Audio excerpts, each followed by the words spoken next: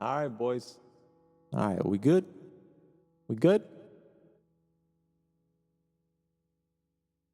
Today's episode, we're going to wrap up chapter 1.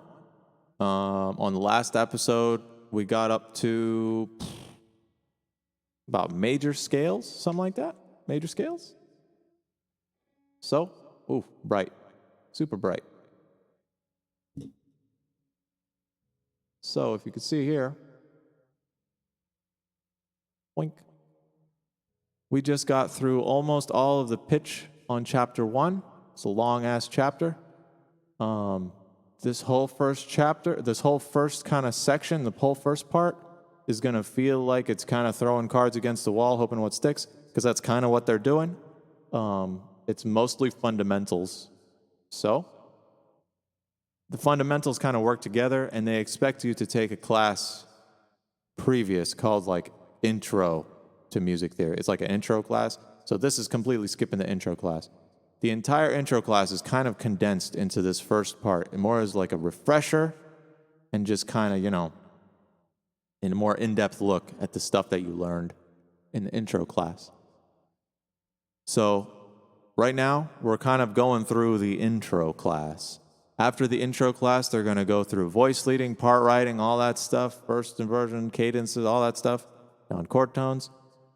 And I believe that's the end of the first and second semester. After that, we get into applied dominance, which is where it really starts to kind of branch out, chromaticism as well. And then by the fourth semester down here, they're going to show you about mixing modes, very special chords called the Neapolitan chord, augmented sixth chord, and then they start talking about the 19th and 20th century. So, all this stuff is studying like old stuff, 16th, 17th, 18th century. Like pretty old music. But all these dudes from a long time ago, they would spend a long time writing their music. A lot of blueprint work. A lot of blueprint work was done back then. Enough can't be said. There are whole classes devoted to music history, even just certain centuries of history, certain people. There's whole classes devoted to Beethoven.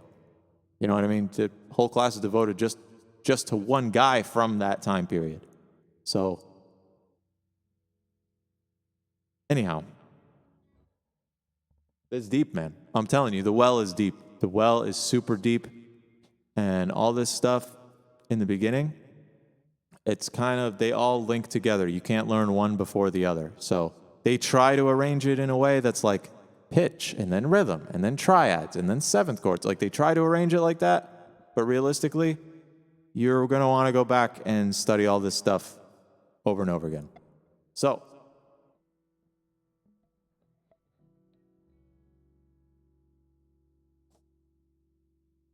we just jump in, boys. Last time, we were talking about major keys. It's where we left off. They're trying to show you the importance of the major scale here, all right? I'll try to bring it up. Down here, if you remember this photo, these key signatures, they showed you the major key signatures and how a major scale is built. After they show you the major scale, they show you the minor scale. After they show you the major key signatures, they start to show you the minor key signatures, which in my opinion, they jump in the gun a little bit here, just a little bit, because I had to chop the video into two, because the minor scales can be a thing of their own as well. Phew. You see, the major key signatures, they're trying to relate to you here how the minor key signatures are related to the major key signatures. And if you spend any time in music at all, especially on an instrument, you can already see how the major keys and the minor keys are related. I'm just going to go in order of the book.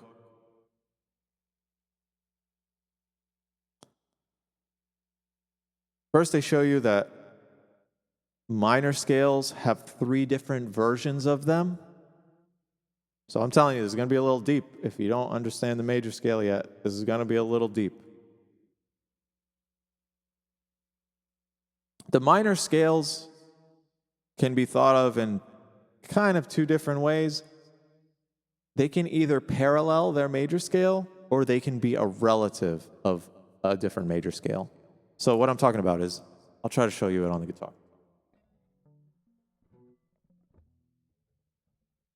You can have a major scale, right? And it conveys a major tonality. You can also have a minor scale, and it conveys a minor tonality.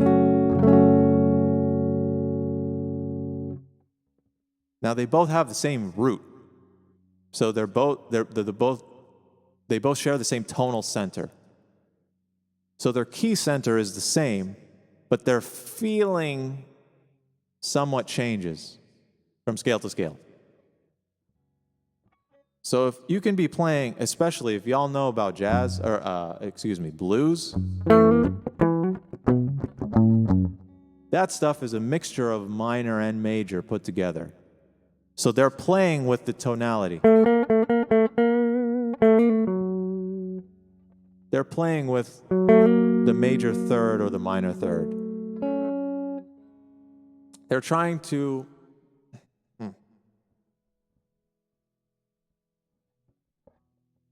here they throw all of these scales at you, and it's a little bit overwhelming.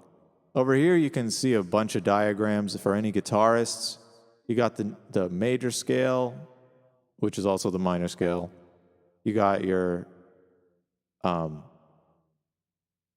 harmonic minor scale, which is basically a major scale with one change to it, sharpened fifth. You got your melodic minor scale, which is the harmonic minor scale with another change to it. So a sharpened sixth as well as a sharpened fifth. And you can hear it. It's easier to hear than it is to explain. Here's a minor scale.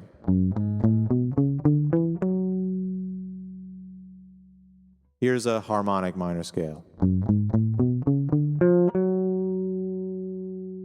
Here's a melodic minor scale.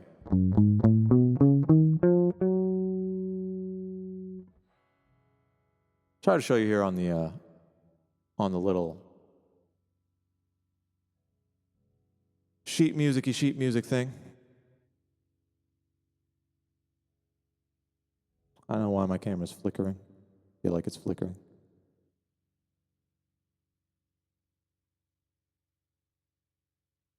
All right. So here we have 1, 2, 3, 4, 5. You got your whatever little thing. All right. We're just going to start with any type. There's going to be F major, but the flat, you don't have to pay attention to the flats and sharps too much right now. Too much.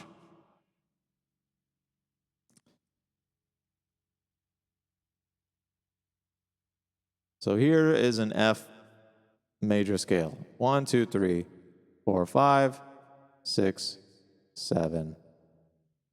And then you got your octave.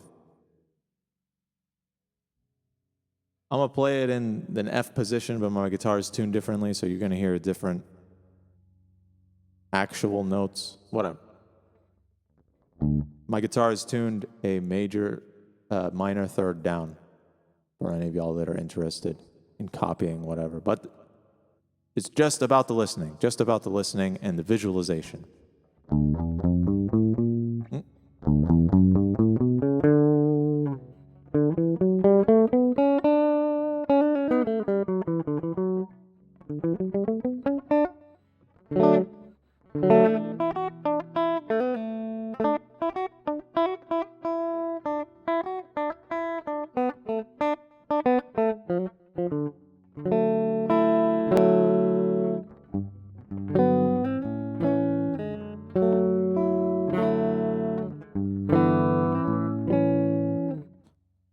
That's F major.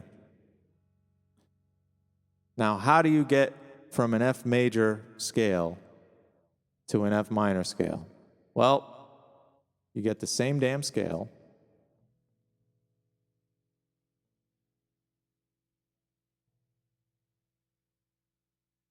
and copy it. And over here, you lower the third, you lower the sixth and the seventh. All right. Again, this is kind of advanced stuff. They're putting it in the beginning of the book. I got to go through it, but it's kind of advanced. They're trying to show you here too.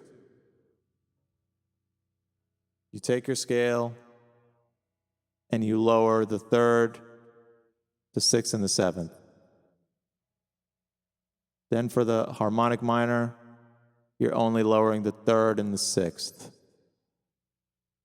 And then for the melodic minor, which is different going down than going up, you're taking the third and you're lowering it, but then nothing else is lowered. It's just a regular major scale up to the octave.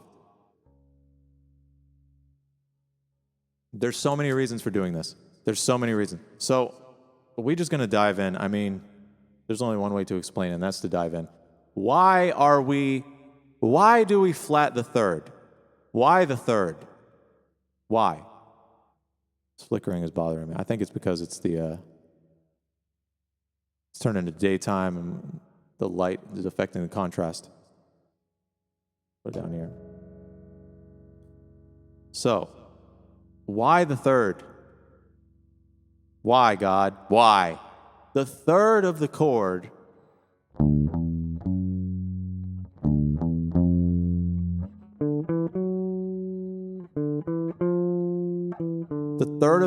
defines the tonality of the chord. The only difference between a major chord and a minor chord is its third. It's third. So if I have any old major chord, the way to get to a minor chord is to take the third note of the scale degree, and lower it by 1/2 step.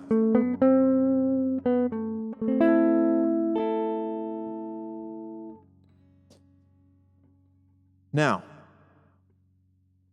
a minor scale is actually a very advanced scale. You see that in the minor scale, you're also altering the sixth and the seventh. Down here, the sixth and the seventh. You can also see it here.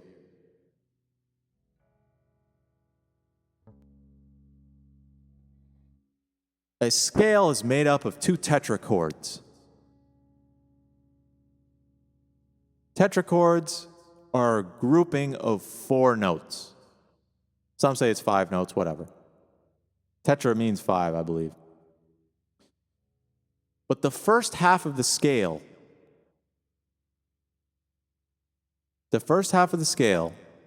and the second half of the scale are distinct, and they're combined, okay?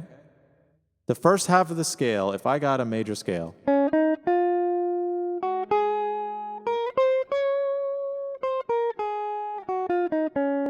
the first half of the scale, do, re, mi, fa, and then the last half of the scale, sol, la, ti, do.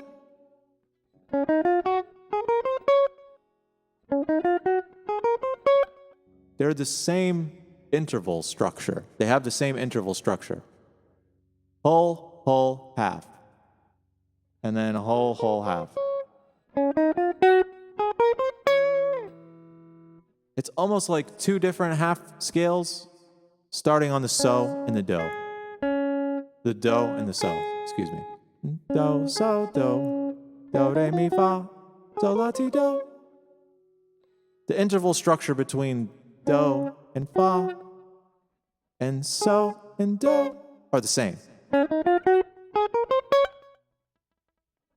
Now, when you have a minor scale, you're altering that.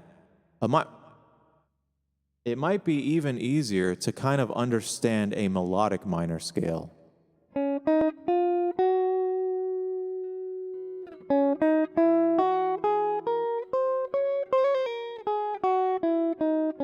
melodic minor scale is literally just a major scale. We're just going to focus on the ascending part. A melodic minor scale is simply a major scale with a lowered third. So you're taking the very essence of the harmonic structure, that third note, and you're lowering it to go from a major to a minor. From a major chord, a major tonality, to a minor tonality.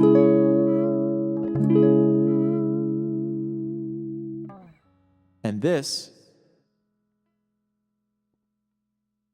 can be found in its upper tetrachord. You'll notice that the upper tetrachord of the melodic minor scale is exactly the same as a major scale. If you didn't hear the bottom part, you wouldn't know that it's a minor scale.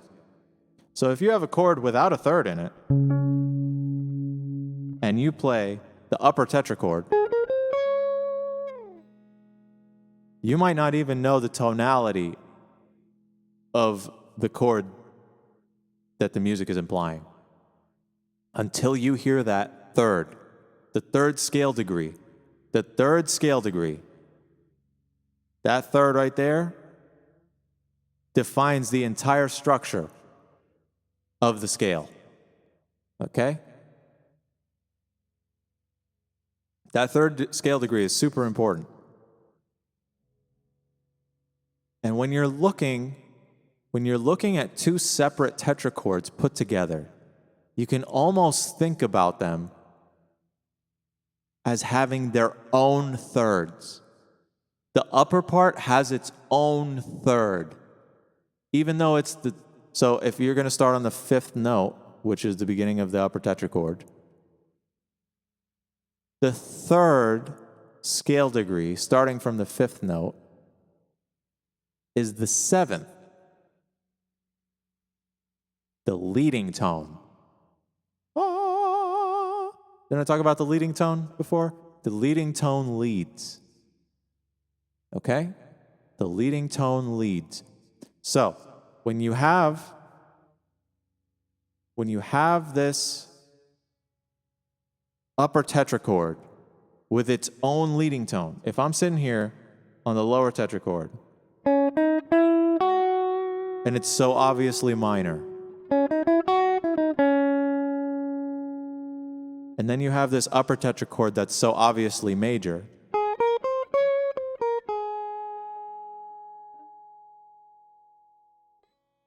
those tones, the raised third that leads to the do, it's implying something to you. It's implying a pull type structure, a very strong pull, okay? That pull is found in the minor scale when you build chords on top of it. A little bit hard to explain without listening. So, I'm going to play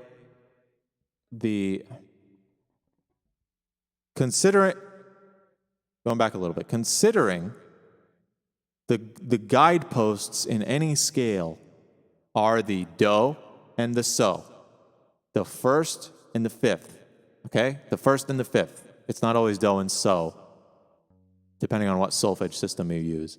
But la and mi, la, ti, do, re, mi, do and so. It's the first scale degree and the fifth scale degree. So if you're in a major tonality,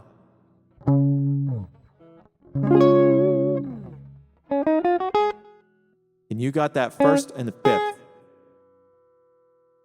okay?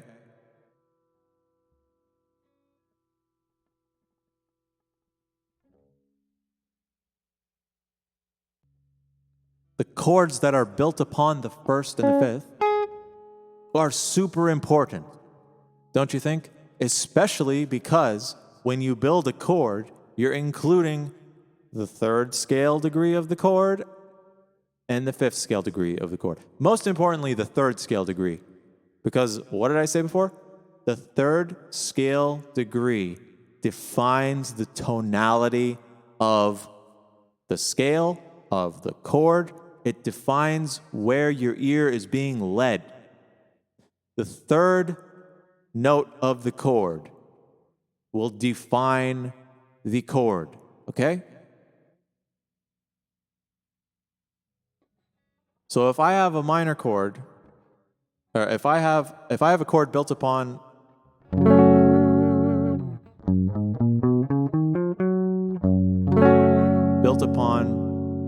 that root, and I'm going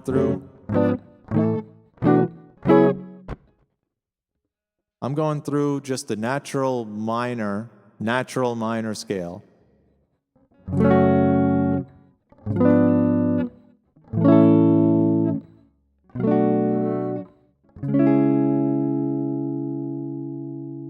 That's the fifth chord.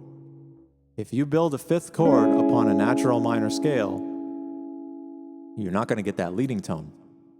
The third of that chord built upon the fifth scale degree, the dominant, it's not really a dominant in this case.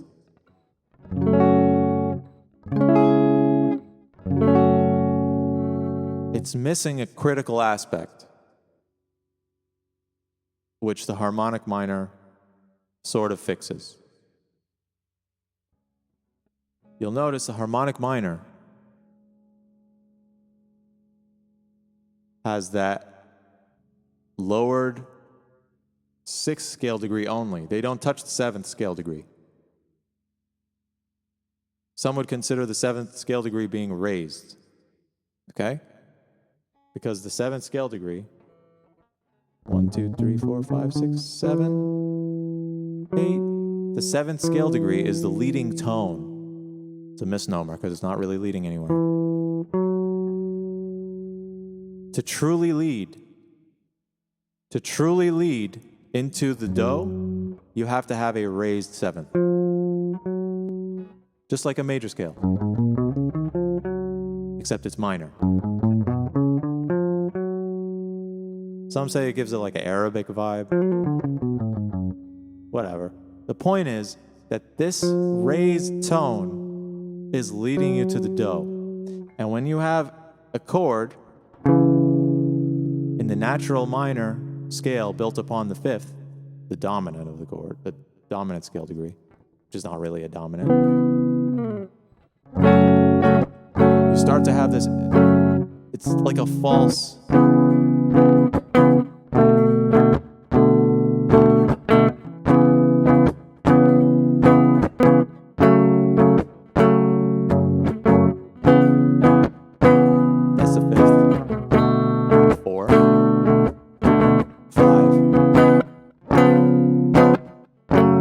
See what I did there? I added the seventh scale, the raised seventh scale degree, to give it that push.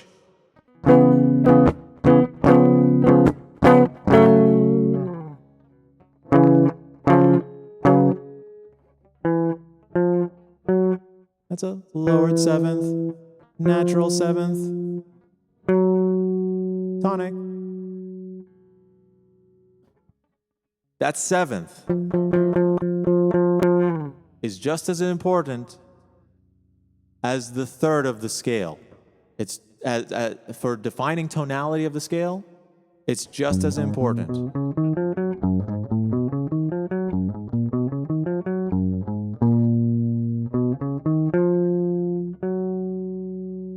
That's why in jazz, they'll tell you, just play thirds and sevenths, man. Thirds and sevenths. You don't have to play the whole chord. All you got to do really is play thirds and sevenths.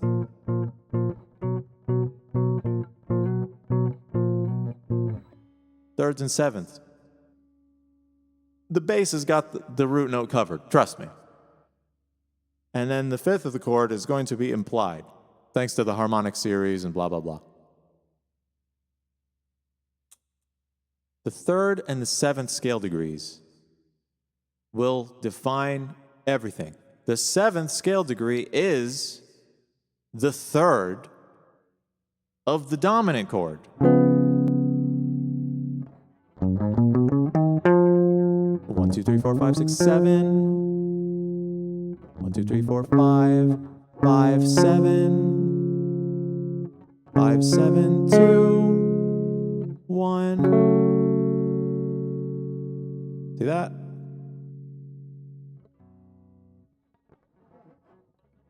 This third note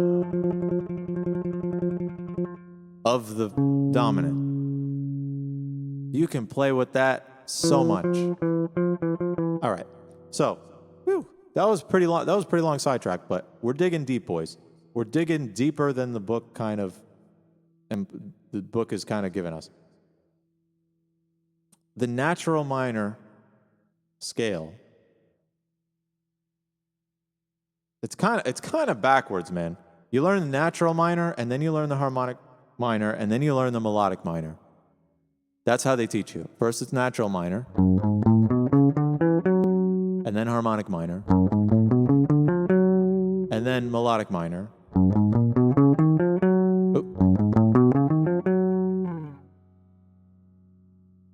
And really, it's backwards. I mean, they all kind of, it's like a rock, paper, scissors thing. It's a cycle. You can't know one without knowing the other. You can't know one without knowing how it affects the other one. The major scale is the most important. If you don't know the major scale, all this stuff is not truly going to make sense. A lot of people say that the natural minor scale is a relative of the major scale, which is true. You can find you can find a natural minor scale within the major scale. But you can also find a Dorian scale. You can find a Mixolydian scale. You can find a Phrygian scale and a Lydian scale and all this stuff. And the thing is, I don't necessarily think the minor scale, the minor mode, whatever you want to call it, Aeolian mode, necessarily truly exists within the major scale. I mean, you can find it, but is it really a minor scale, or are you just using the coincidentiality? What's the word?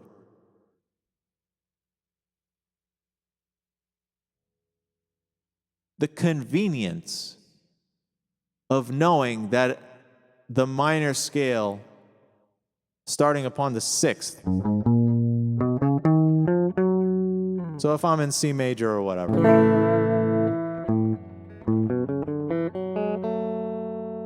the relative minor, of course, is A minor.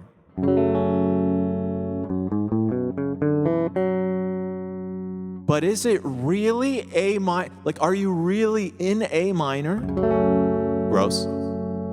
Or are you just implying that you're in A minor?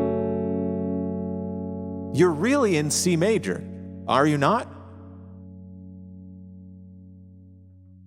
The book will explain this later, and it's true. You're not truly in A minor, even though you're playing in A minor.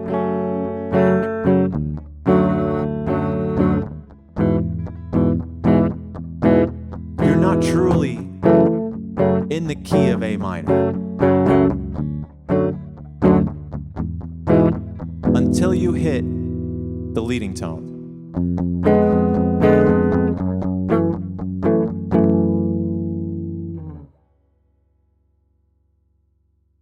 The leading tone is everything, all right?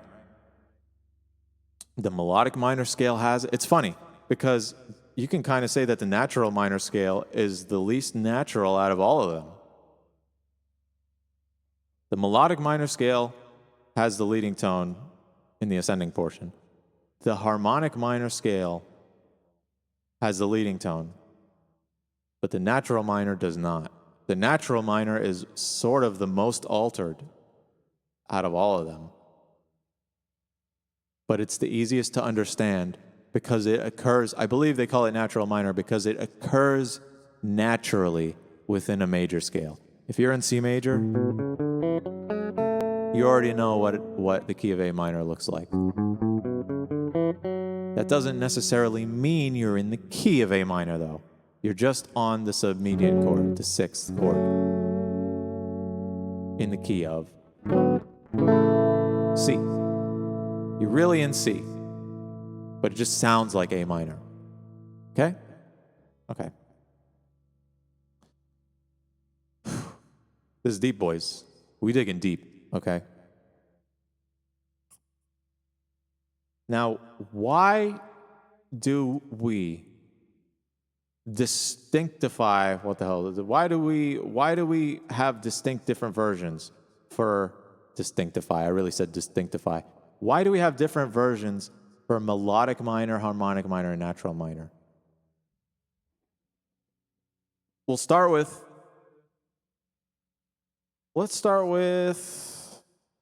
melodic minor. Now, melodic minor, it's a little complicated. You know what? We start with harmonic minor. Harmonic.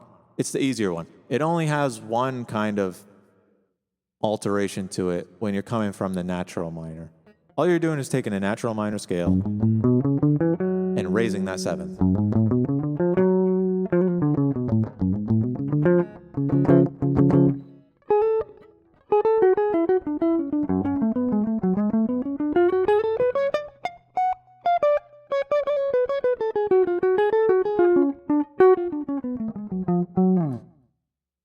That 7th is the leading tone.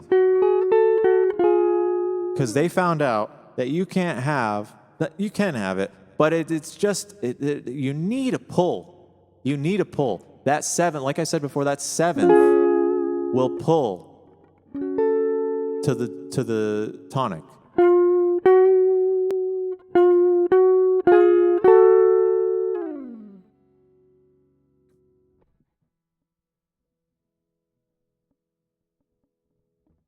When you build, the reason that harmonic minor isn't strictly used, you see, they'll use natural minor up until they have to use the dominant. The dominant in this case being the chord built upon the 5th scale degree. So if you're in A minor, the key of A minor, I gotta watch my words. If you're in the key of A minor, and you go to the 5th chord, it's not truly a minor scale until you raise the 7th.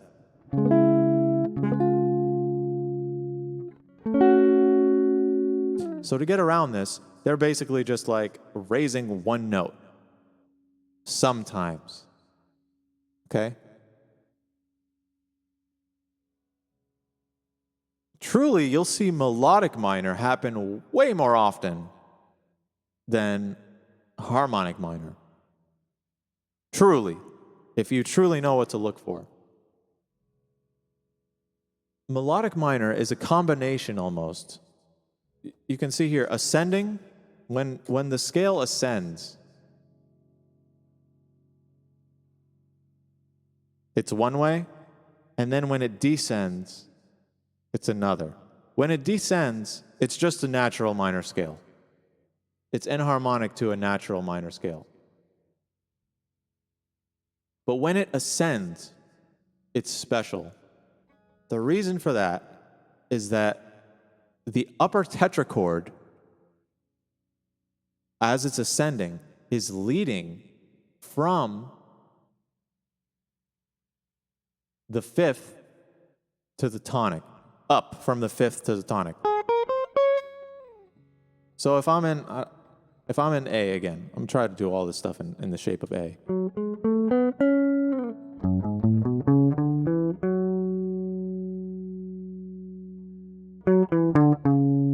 How many times have you heard that?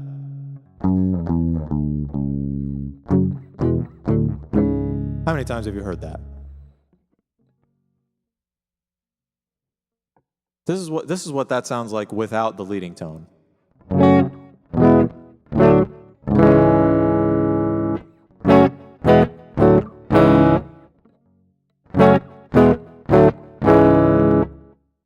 Here it is with the leading tone at the very end, which is what they do.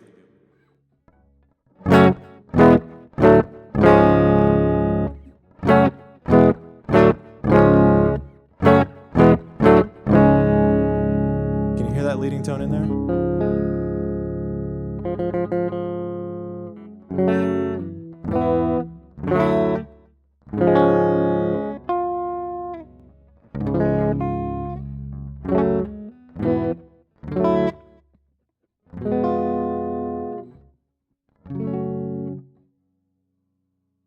That is a pretty good example of a melodic minor right there. That little super common one, whatever we want to call it, 1 7 6 5, or if you want to call it a 6 5 4 3, altered 3, whatever, because the normal 3 would really be minor, not major.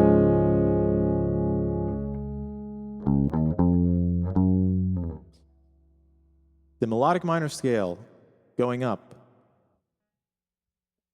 will take you to the tonic. So that's such a good example. But when it's going down, it does not have those alterations. That's a lowered seventh right there, right in the root. But as soon as you get to the dominant, the 5, all of a sudden the 7th wants to be raised. You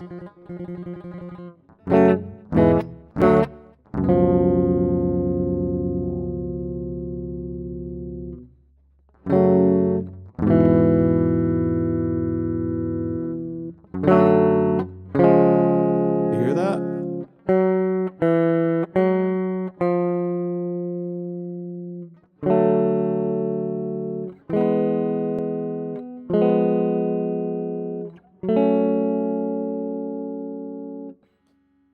A good exercise for learning the tonality, how tonality leads up and down, is just playing that upper tetrachord of the melodic minor scale. When you play that upper tetrachord up and down, you will start to hear things in a more clear fashion. It's also a good exercise for separating major seconds and minor seconds. If you're having trouble, do, re, do, and do, ra, do. If you're having trouble internally hearing the difference between a major second and a minor second, just play this.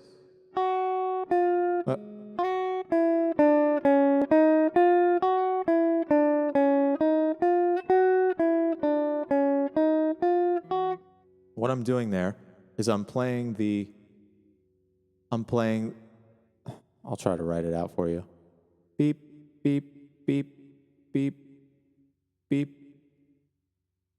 Go, start from any old note. C, E, oh, my bad. We start from G, I guess.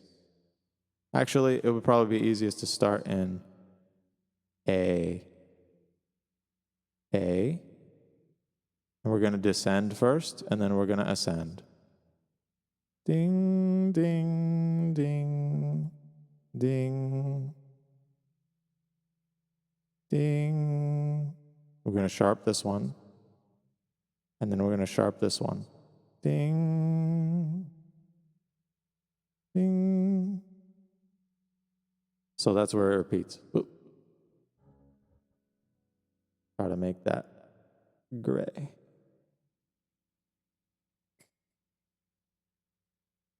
So here's a grouping of 3 notes, and here's a grouping of 3 notes. I guess if you wanna be all technical, this is treble clef in the key of A minor, and we got, let's call this 6/8.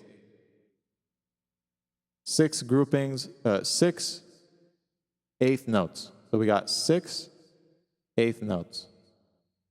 And then we're going to go like this. Bing, bing. Bing, bing, bing.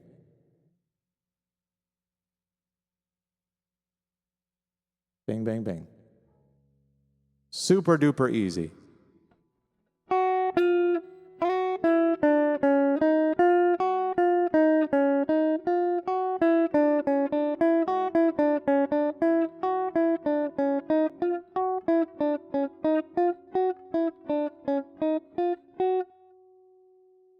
Can you hear that?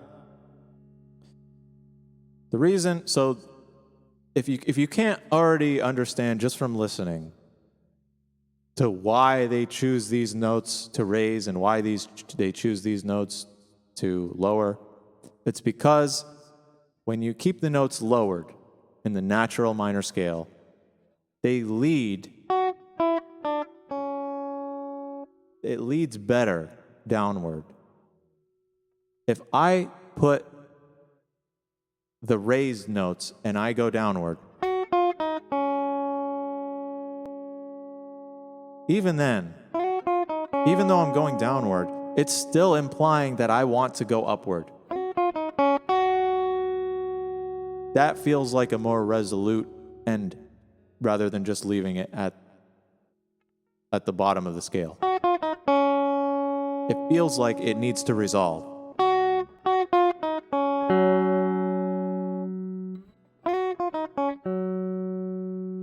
But if I lower that stuff, if I lower the 7th and I lower the 6th, it's pulling down. It's leading the other way.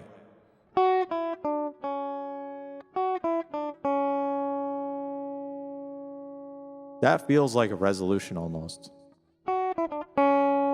I can stay on that fifth scale degree for as long as I want.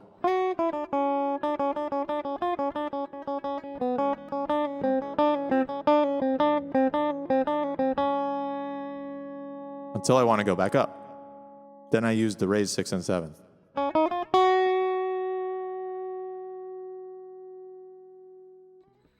If I were to use the harmonic minor scale, which is like a weird bastardization, it has a natural, lowered 6th and a natural 7th.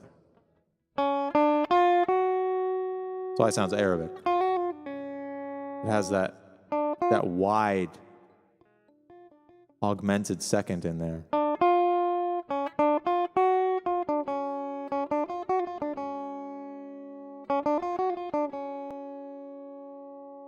If I were to use that, the thing about that one is that it's leading in two different ways. Do you feel? I think you can feel it. It's almost like it doesn't know where it wants to lead to. Like it's leading to the tonic and it's also leading to the dominant. And you will see Arabic music and a lot of Eastern music play with this heavy.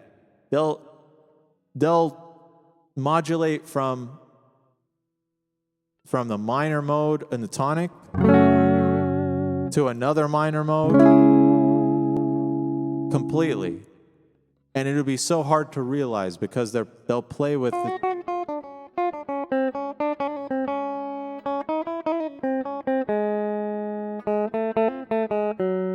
So that was like 2 or 3 different modes right there. I was playing in A harmonic minor, and then I went to E harmonic minor for a bit. And then I ended up in B harmonic minor.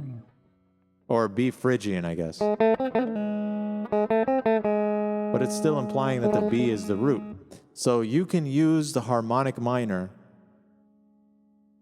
to confuse where you're leading the listener. Okay? That's why Arabic music can keep on going for so long and playing the same stuff.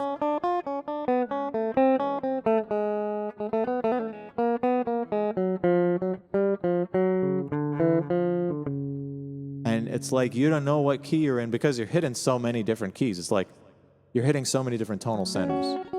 You're hitting A for a little bit, and then E, and then B, and then sometimes C, B, A, back to E.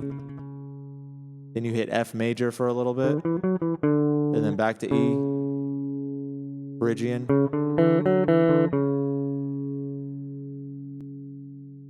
Then A harmonic minor, which is kind of like E Phrygian with a raised fourth or whatever.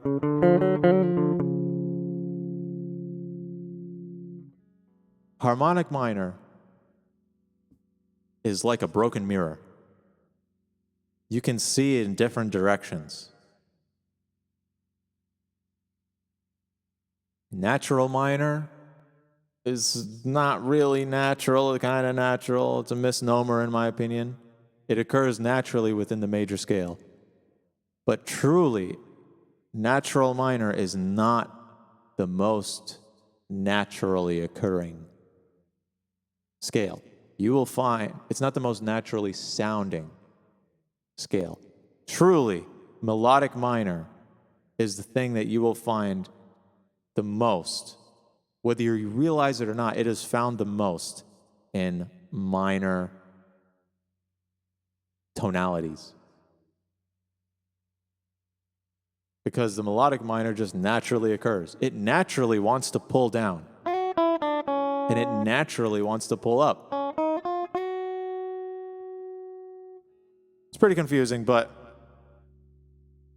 only the wording is confusing. When you listen to it, you'll hear it. So natural minor occurs in a major mode. You'll find it in there. Harmonic minor is like Arabic. Usually they use it in harmony. So you'll only find harmonic minor in Western music when they're using it to harmonize stuff. Like most commonly harmonizing a chord. They'll use that raised seventh. Melodic minor is truly what you find. Melodic minor, because it has the best of both worlds. It has all of the common tones of a major scale within the natural section. The natural section. And then it has all of the tricks and leading tones that you can use within the ascending section. Okay, I think I've talked enough about that.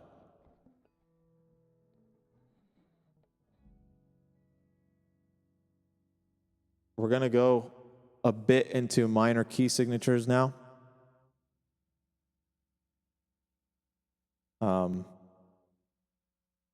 Like I said, there's more on all of this stuff. But just for the sake of getting through the chapter, I'm going to move on. After they talk about the 3 different minor scales, they talk about minor key signatures, and they try to show you the circle of fifths, the same as the previous circle of fifths, except this one, you got, I don't know if you can see that. They show you the same exact chords, or the same exact circle of fifths with the major keys, and then they put their relative minors next to them.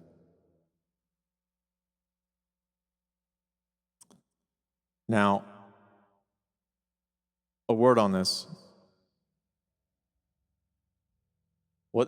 What this chapter is trying to define for you is the difference between a relative minor and a parallel minor. So a relative minor is easy. It's like C major. I want to put the equal symbol, but it's not really equal. C major is extremely similar to A minor. Okay? Because they share the same notes. Now this is relative. Parallel minor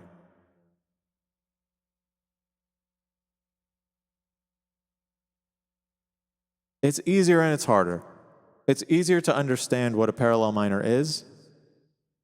It's harder to understand why it is. Until you understand scales and stuff, then it's easy. But parallel minor would be like C major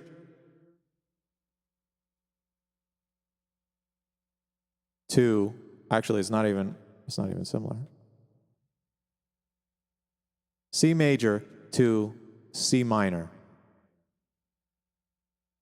So they share the same tonal center.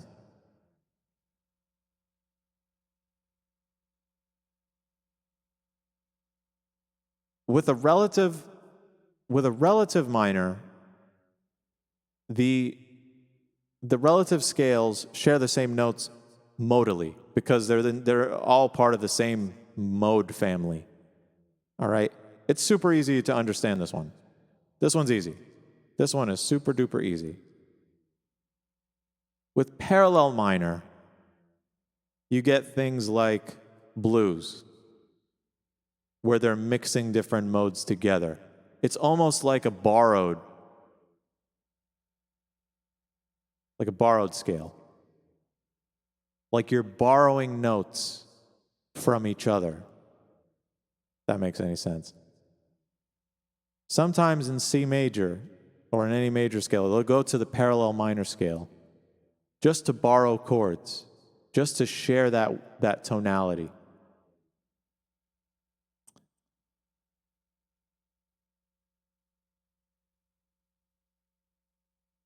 There's much more to say about this, but I'm trying not to overwhelm anybody. It's still chapter 1, you know what I mean?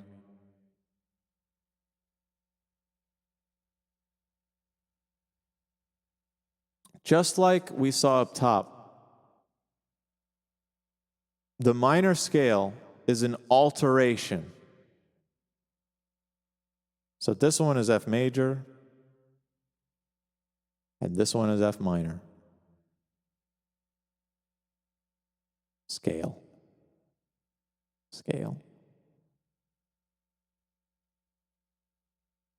You could see the F major is just a regular old zero alteration major scale, while the minor scale has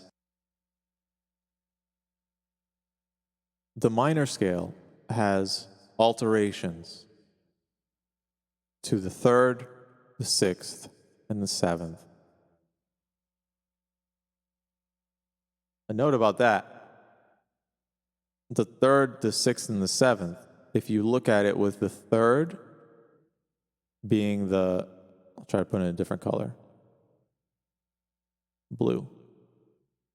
If you look at the 3rd as being the tonal center, you'll find that this is, let's call this 1, 2, 3, 4, 5. Look at that. 1, 4, and 5. Doesn't that remind you of something? 1, 4, and 5. Your tonic, your subdominant, and your dominant. Isn't it funny that the major scale has a 1, 4, and a 5, and the minor scale has a 1, 4, and a 5?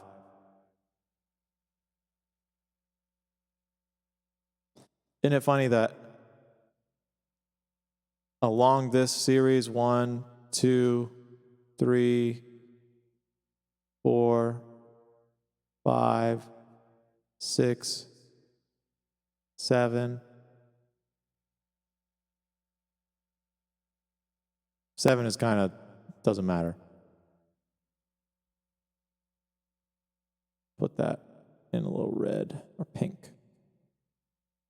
So isn't it funny that the 1st, 4th, and 5th of the major scale are the major chords? And then when you go to the relative minor, put this in a different green. You got the 1st, 1, 2, 3, 4th, and the 5th, and all those chords are minor. See what I'm implying? The 1st, the 4th, and the 5th. Those are the money notes.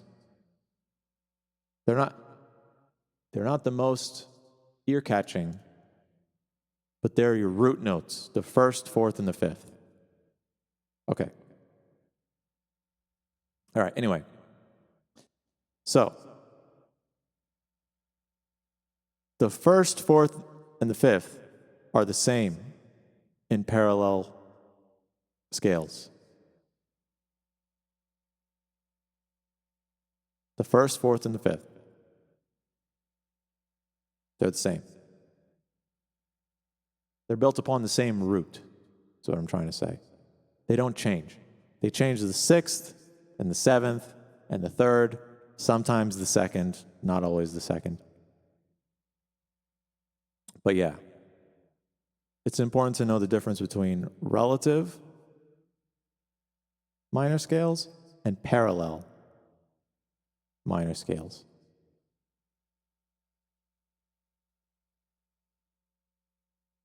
Minor keys, sorry.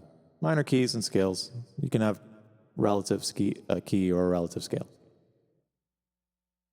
Now, the same tricks, if you recall last lesson, the same tricks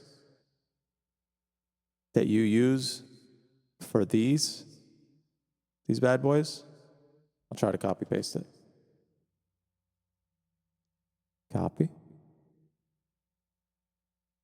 Paste. The same tricks that you can use for these scales, the major key signatures, you can also use for the minor key signatures. So, if you remember, to get from G to G flat, you use that rule of sevens. Subtract 7 from the amount of sharps, you get -6. So that means there are 6 flats. Same thing with the relative scale. So if this relative is E minor and this is E flat, that little rule of sevens trick will still work for the most part on all these.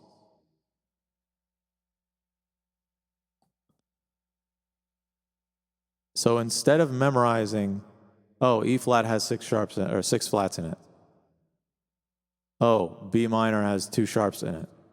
Instead of doing that, what I did was I memorized or practiced enough that it got stuck in my memory. I don't want to call it memorized because it's useful. But I memorized the key signatures for the major scales and just used the relative minors.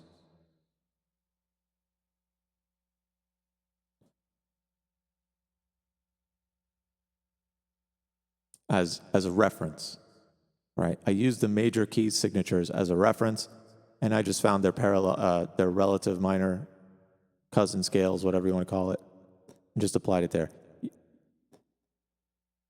There's a lot more that goes into this. So how do you know? How do you know if a song is in G major then, or in E minor, if they have the same key signature? Well, you'd have to look at the initial bass note, and you'd have to look at the leading tone. Is the leading tone raised? In this case, if you were to have E minor, and you're sitting there on E, F, G, F sharp, whatever. E, F sharp, G, A, B, C, D, and then back to E. How do you know if this is a G major scale or an E minor scale? Aha. You use your knowledge of the raised seventh. If it's a natural minor scale, you will not see a raised seventh. If it is a true minor scale, you will see that seventh be raised. So in this case, the seventh of an E minor scale is D. So E, F, G, A, B, C, D, E. So this note right here would have to be sharped. It's just one below the root. It's pretty easy when you think about it. The root, it's the main note. It's the name of the scale. It's the name of the key. If you go down one, if you see a D that's natural, pause. And not sharped, pause. You see a D that's natural, it's most likely not an E minor scale. Most likely. Now, if you see this D and it's raised, pause. That is a giant signpost saying, yo, we are not in G major.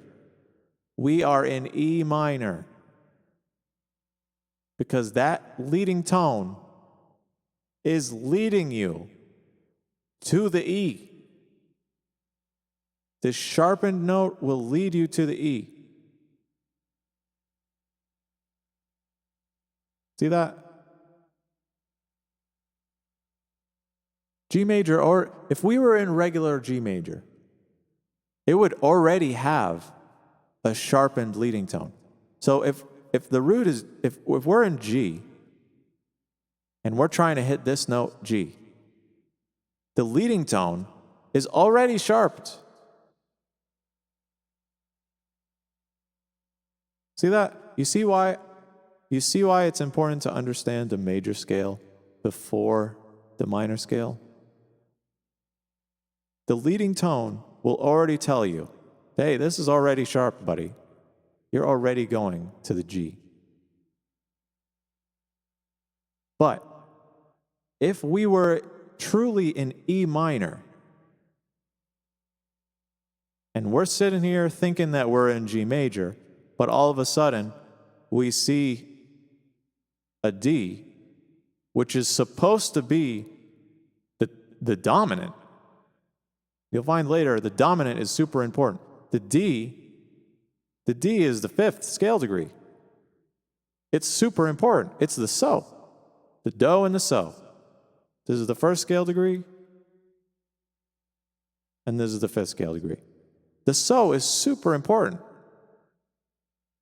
It's the second most important defining feature in the scale, in the chord. Anyway, if you're looking at this fifth and it's raised,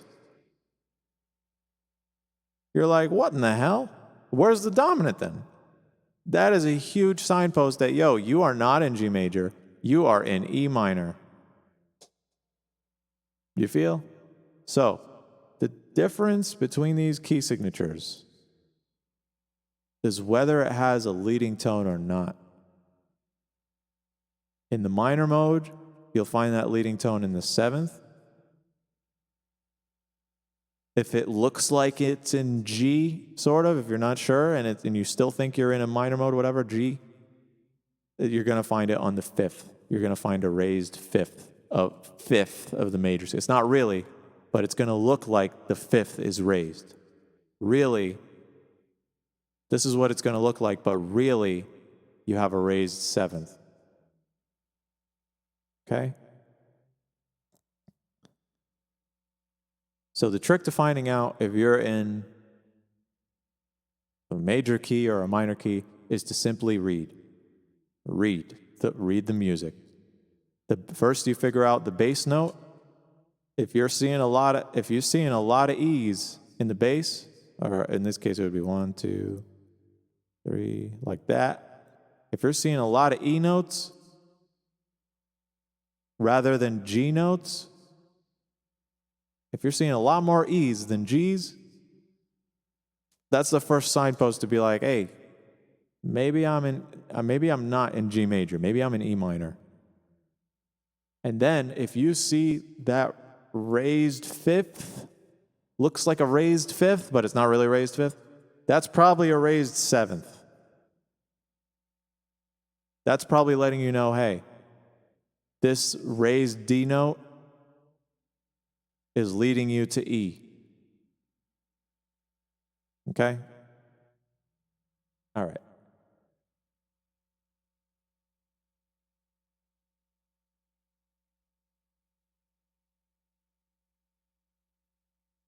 Yeah, I don't know anybody who associates a major key with the parallel minor key. Like, I don't know anybody who would associate this with F minor. And because then the work that they'd have to do in their head is much more like it's good to understand up here that an F minor scale is just an F major scale with a lowered third, sixth, and seventh. But not many people think about it like that when it comes to key signatures. Like, nobody's going to be like, oh, it's an F minor, so we got that one and that one and that one. Oh, F minor, it's actually A flat major. This key right here, 4 flats, is A flat major. See how that works? But it works, but I don't know anybody who does that math in their head. I don't know anybody who says, oh, let's add 3 sharps or however many flats or whatever. Like, to get from any major scale to its parallel minor, you would add 3 flats. But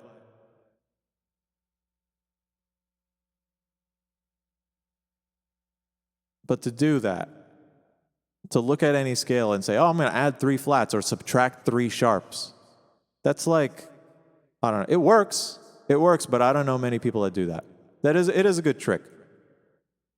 So if you're looking at A major, which has 3 sharps, and you subtract 3 sharps from it, you get A minor. I just feel like it's another rule that you kind of have to memorize. Like, it's a good rule. But how many people put that in practice? I don't know.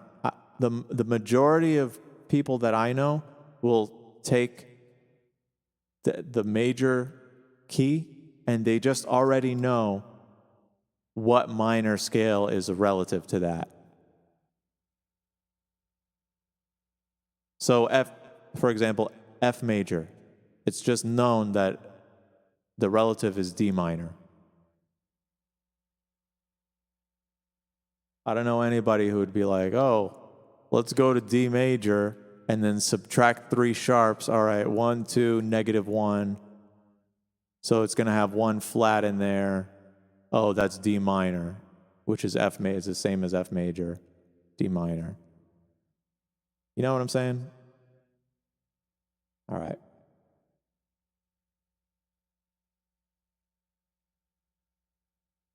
So if we were to put that into practice, let's take a good old basic C major, and we want it to go from C major to C minor.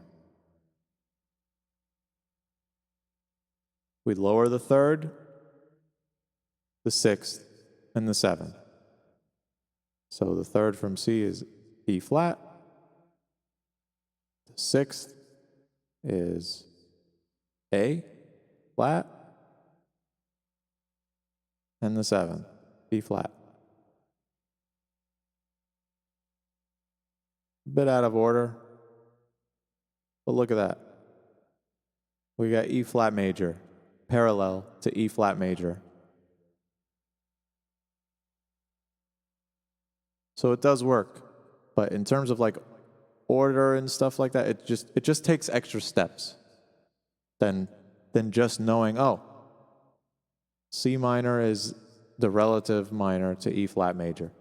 And this comes with, just knowing that stuff comes with practicing it on your instrument. Because when you practice it on your instrument, you'll have like true concrete, especially on a chordal instrument like guitar or piano. With solo line instruments, it can be a little tricky because because the way that it's big, you're only working with like one note at a time. But with chordal instruments, it helps so much with realizing what keys are relative. Because when you start playing in those keys, you'll have to know it right away. You'll have to know it right away. You'll even feel it. It will force you to learn. You'll be like, oh, D minor is the same notes as F major. Oh my gosh. Like, yeah. I do want to mention here something interesting that the book says, which I did touch upon last time, but the key of A sharp minor, D sharp minor, and G sharp minor have no parallel majors. There is no A sharp major. There's no D sharp major or G sharp major. You just use either B flat major, E flat major, or A flat major, respectively. The reason for this is double sharps and triple sharps and all that. They don't want to get too confusing with the key signatures and stuff. So they try to keep everything with a limited amount of accidentals. So, to summarize before we kind of move on here, man, there's a lot of stuff. There's a lot of stuff that I anyway, to summarize what we got. There's 3 different types of the minor scale. There's natural, harmonic, and melodic. With the natural, there's no change to the major scale. With the harmonic minor, you just raise that 7th. With the melodic minor, you raise the 6th and the 7th. You can look at it the other way, where the melodic minor is the most similar to the major scale, but with a lower third. The harmonic minor has a lower third and a lowered 6th. And then the natural minor has a lowered third, lowered 6th, and a lowered 7th. You're just changing one more note with every iteration. We go on to say that the difference between relative major and the parallel major, the relative key signature and the parallel key signature, is pretty similar. One of them is exactly the same notes. The other one has alterations, 3 alterations. And the same rules that you have for the major key signatures, the rule of 7s and all that, can be applied to all of the minor key signatures as well. With that being said, let's move on to, they're going to touch upon scale degree names, just to give you like a little foresight into what's going on. And then they're going to go into intervals, which I think also can be a whole chapter by itself. So, and then that's it. That's the end of chapter 1. So, let's get started, boys. The scale degree names, they're just trying to show you eventually. So what they're trying to show you in this beginning section here, they start you off with one note, and then they link notes together to form a scale, and then they stack notes on top of each other to form chords, and then they stack notes upon each other on the scale to form what's called a chord scale. Okay?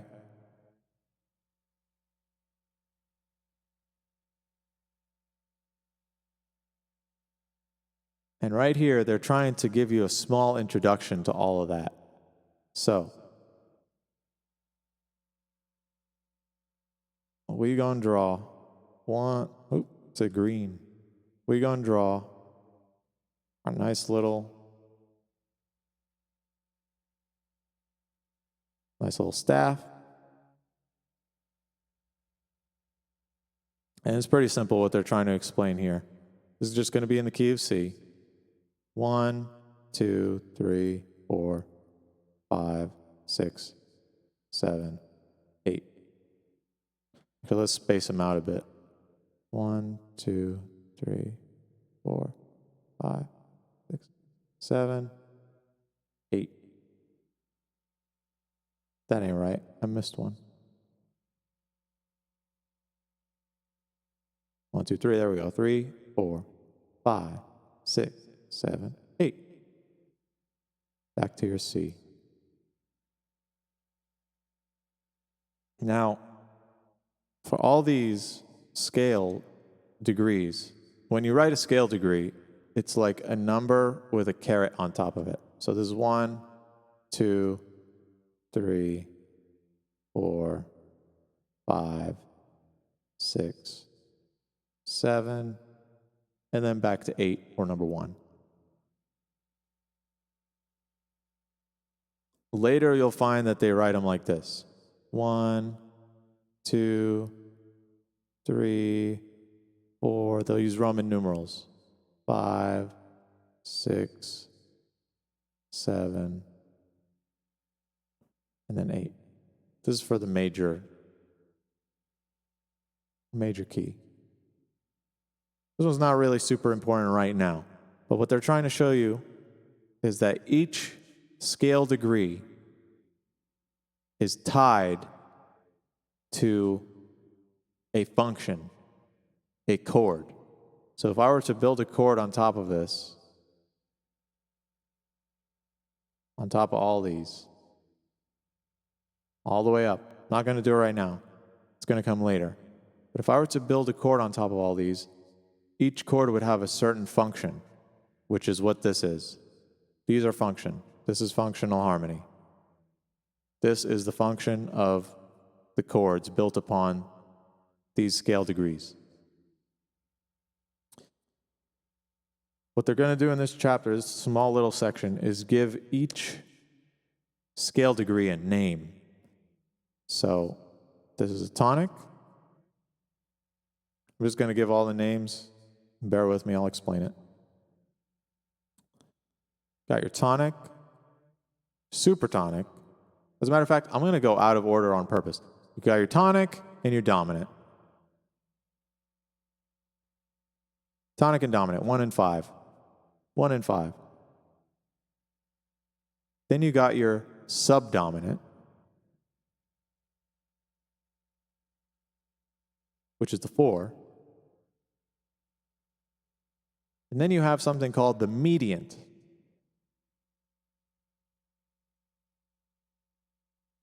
The mediant, which is the 3rd. Do you notice? Do you notice something? Do you notice how we went from the 1st to the 5th to the 3rd? We're outlining a chord. This outlines a chord. The tonic, the dominant, and then the mediant, because the mediant is in the middle. All right.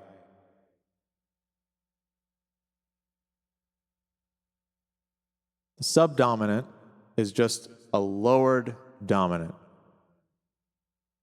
So, the tonic also has a subtonic, which is kind of, in the book they say it's a flatted 7th. They say it's a flatted 7th, subtonic. It's like a little like addition.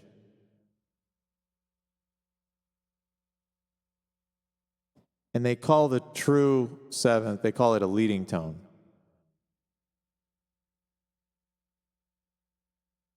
And then this is the tonic. And this bad boy right here, Mr. 6, is called a submediant. Do you notice that it's a 3rd away? It's a 3rd away from the tonic. Try to highlight that in blue here. It's a 3rd away from the tonic. See that? So the mediant is a 3rd away up from the tonic. The submediant is a 3rd away below the tonic. And what do you know? If you go up from the tonic to the mediant to the dominant, you get a major chord. If you go below from the tonic to the median and build a chord upon that, you get the minor chord. See how that kind of works? The 6, the 1, and the 3, that's your minor chord. Those are the scale degrees in the minor chord. 6, 1, 3. La, do, mi. All right.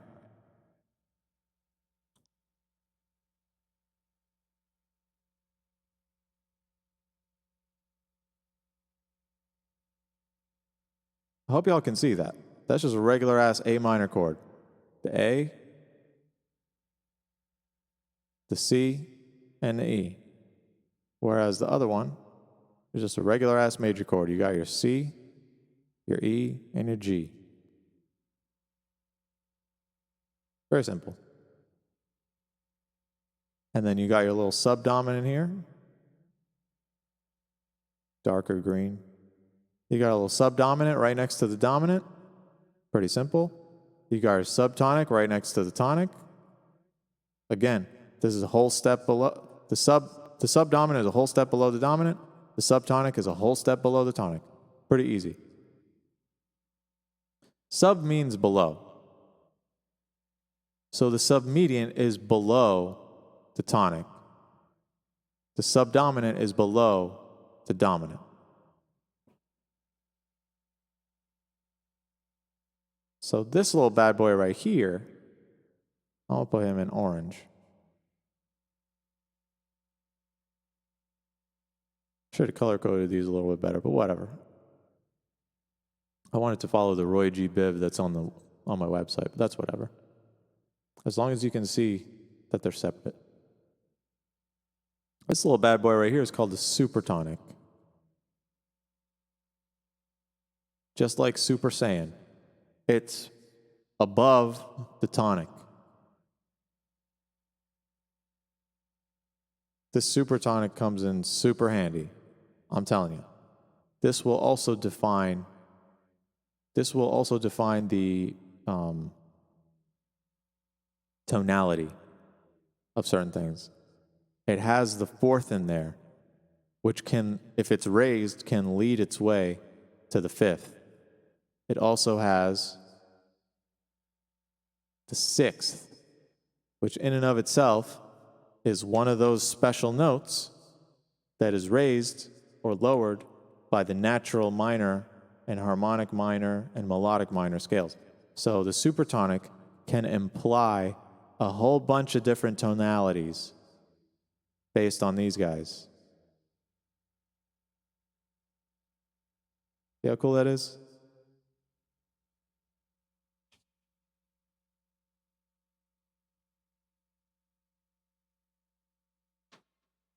Anyhow, the only things that they're trying to get you to understand is that each one of these little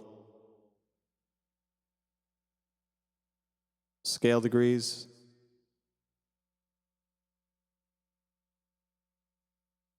they have a name. And these are the names. Tonic, supertonic, median, subdominant, dominant, submedian, leading tone, and your tonic.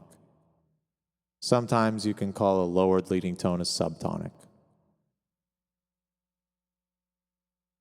That's about it. They have names. That's all you really need to know. You don't need to it would be super good to memorize the names and to understand where they come from and why they call them what they do. But the important part right now is just to understand that they have names. We're still in chapter 1. You know what I mean? They have names. That's all you got to know, really.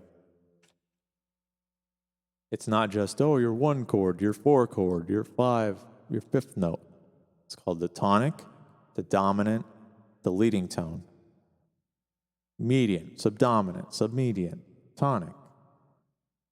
It provides a more clearer way to speak and a clearer way to distinguish certain aspects of, especially, man, especially when you're talking to musicians, man. Oh, man. Here's something that I ran into that is just super frustrating. When you're talking to a musician and they're like, hey, man, just play to 1, just play to 2, just play to 4. And you want to be like, or when they say, just play to 7th, the 7th, they'll say the 7th. It's like, what do you mean the 7th? The 7th note, the 7th chord? You want me to play just the 7ths in the chord? You want me to just play the leading tone? You want me to, like... It's really vague. And when you use these words, tonic, supertonic, median, subdominant, when you use these words, you come off more clear. Hopefully, the intent is to come off more clear. Unfortunately, not that many people know about all this. But it is what it is. And in my opinion, these words definitely do make it a lot more clear about what you're talking about, rather than just referring to a number or a letter name. Oh, gosh. Hey, bro, just play that B chord. All right. Just play in the key. Just play in B. Just play in B. The B section? No, that B chord. Okay. The note B in the chord? Yeah. Nah, man. We playing the leading tone. We playing the dominant. We on the dominant right now. We on the submedian right now. Realistically, though, you won't see a lot of people come across a lot of people who use these words, other than tonic or subdominant. You don't see a lot of people saying supertonic or median. Quite a lot of people say subdominant, but like submedian, you won't see a lot of people saying submedian. Just tonic, subdominant, and dominant. Those are the most basic things you'll come across. All right.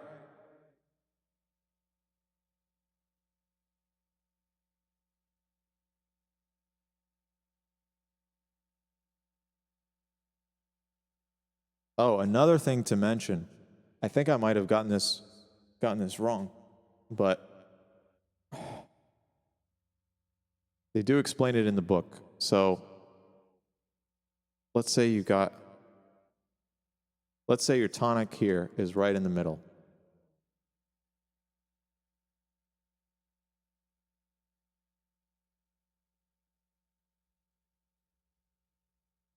Your tonic is right in the middle.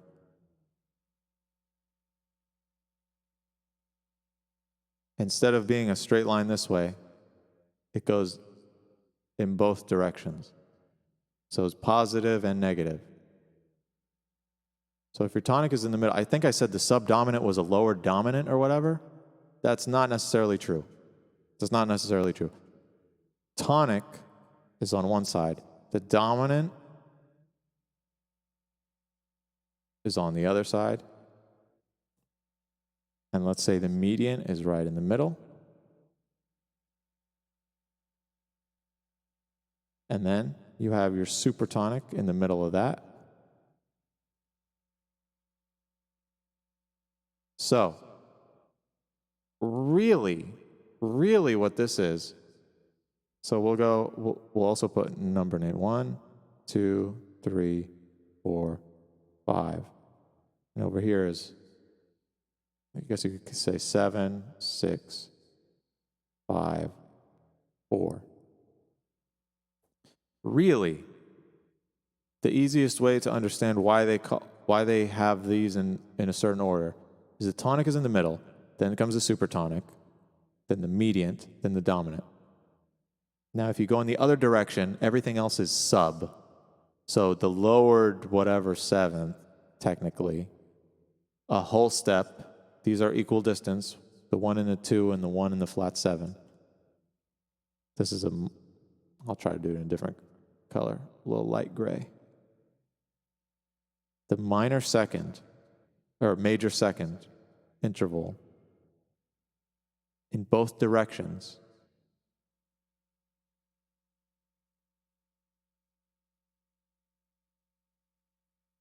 gives you your super or subtonic. So this is actually the subtonic. And if you go up here, the median to the median, in the other direction with the same interval.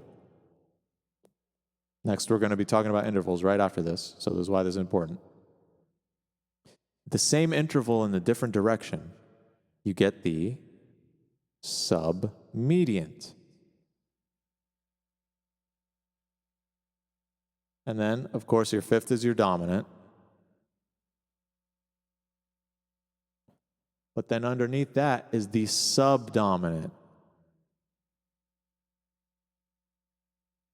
Okay? Actually, I'm going to erase this because you can more clearly see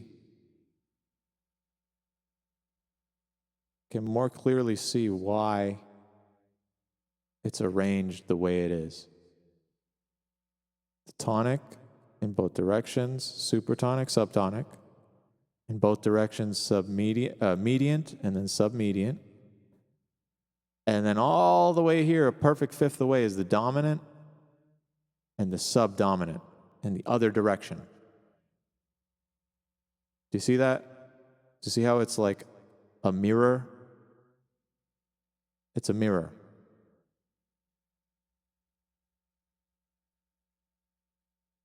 So that's why they kind of have this naming system. A lot of people will say, I think I'm pretty sure I got it wrong here. I said the subdominant was a lower dominant. I mean, it is, but not in comparison to the dominant. The subdominant is lowered from the tonic. The fact that it's a whole step away from the dominant means nothing, really. It's really a perfect fifth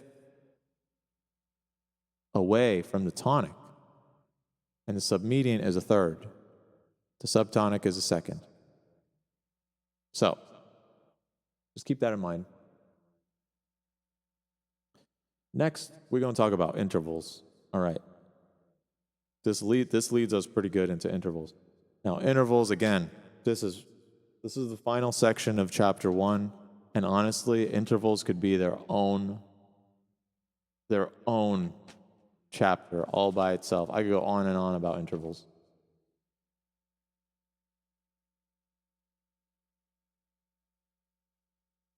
We'll try to read what the book is trying to say, and then I'll expand upon that. So the interval is the x-axis. Freaking green. It's the x-axis. Excuse me, it's the y-axis. The interval is the y-axis. This is an interval. It's the space vertically between the notes.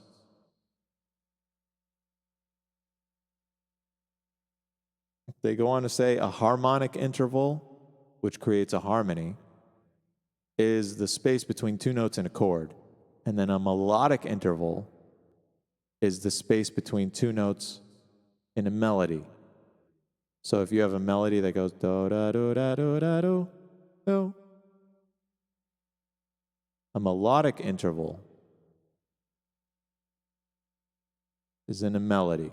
So even though this is a perfect fifth, and this is a perfect fifth, this is a harmonic interval, and this is a melodic interval, because one is contained in harmony, and the other is contained in melody. And in this case, it's not referring to these notes in between. It's only referring to the distance between the two chosen notes. Anyhow, small distinction, but it's important.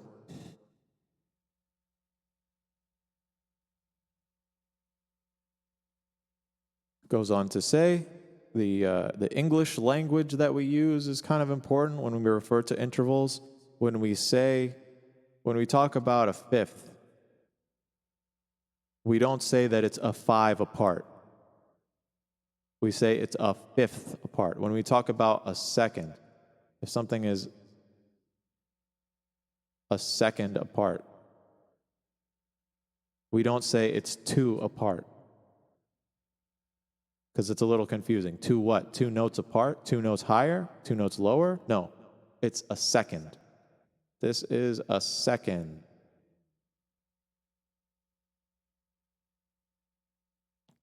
A third. It's a third apart. Third. You feel me? If you say 2 or 3 or 5, it just gets confusing. You have to refer to these things as a second, a third, a fourth, a fifth, a sixth, a seventh.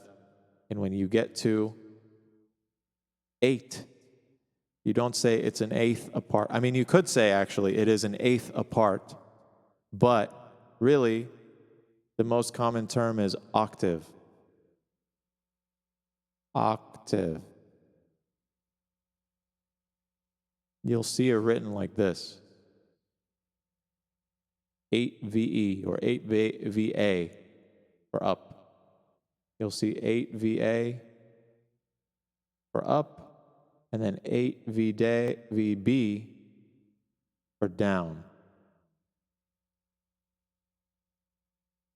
Octave is an Italian word, I believe. Obviously, the root word is oct, which is 8. Octo. The reason it's special is because octaves are very, very special. Octaves are super duper special. Octaves are, they share a wavelength. They share a harmonic frequency. They share a pitch class. It's very special what an octave is. That's enough about octaves for right now. When you refer to something that's a first apart, or that's only one apart, not one, that's incorrect terminology, one apart. But when you refer to a note that's the same value in pitch, you call that a unison. This is called a unison. Unison. Or a short version is uni. You'll see it referred to uni. Obviously, uni meaning one, like unicycle, unibob, whatever. They use special words, you'll see, for the same pitch classes. Unison, an octave. They do have intervals higher than an octave, 9th, 10th, 11th, 12th, 13th, 14th, 15th.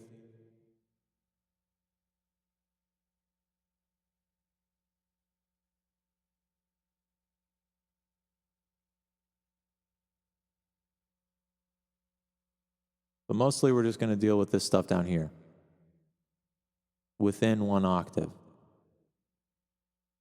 I do want to say, while we're here, so an octave, some things about intervals we'll find later. An octave from E to E. The best way to spot an octave, if it's pretty wide, but it shifts from line to space. When it shifts from a line to a space, it's an even-numbered interval. If this shifts from a line to a space, it's a fourth. When it shifts from a line to a space, it's a sixth. It's an eighth. When it goes from a line to a line, a line to a line, a line to a line, this is a third, this is a fifth, this is a seventh. So something visually that I'll touch on much more later. When you're just reading, and it all looks like a mush of notes and you don't know what's going on. Remember, from line to line is an odd interval. From line to space is an even interval. I always remember octaves as it's 4 lines plus 1 little line or space, whatever. 4 lines plus 1 little extra nudge. So if I see a note and it's separated by 4 spaces or lines, and then another little extra bit, oh, that's an octave. Oh, they're just doing parallel octaves. See? At this point, I want to bring up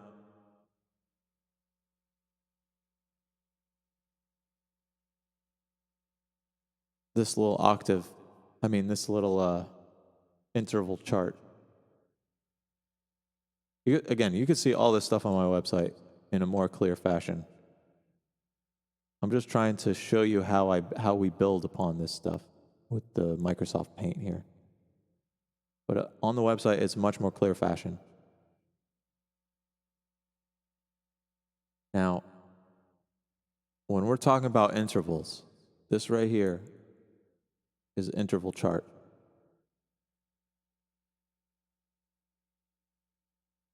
And this right here is a kind of like an interval alteration chart. Okay? You can see here we refer to the unison as a uni, the tritone as a TT, and the octave as an 8VE, octave, whatever. Just like I said here, 2nd, 3rd, 4th, 5th, 6th, and 7th. Now, the little differences come from when you have a major 6 or a minor 6 or a major 3rd or a minor 3rd.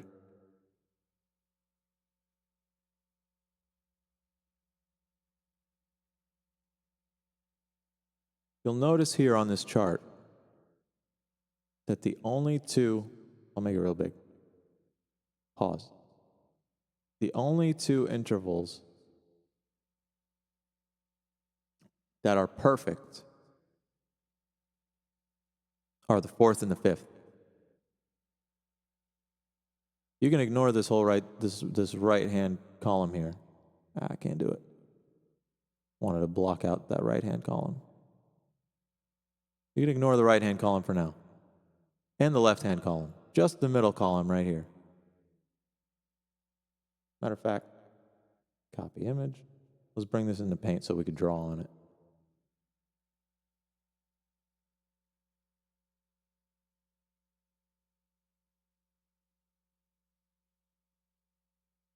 Bingo boingo. So, we can take just that, and we can take just this. Let's focus on just this.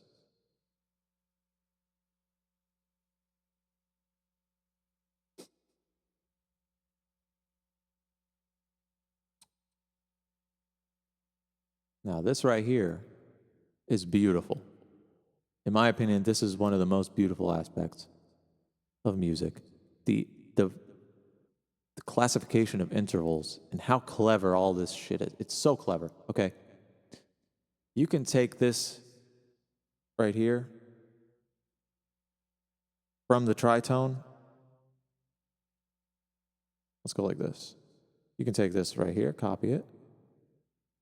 Take it from the tritone. Flip it upside down.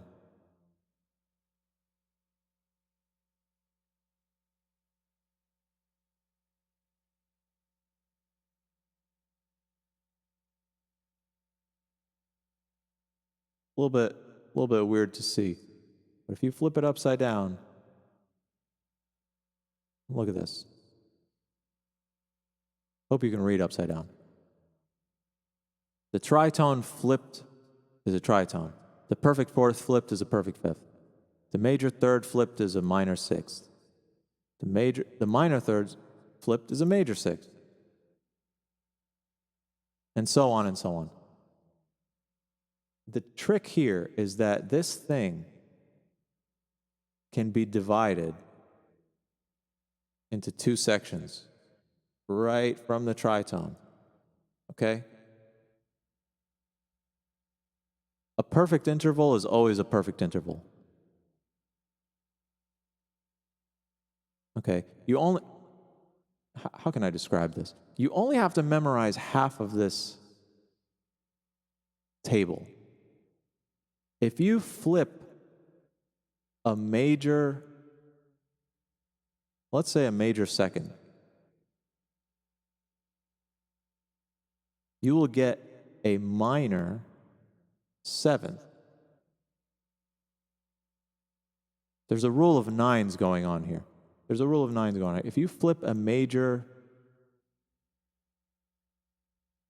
third,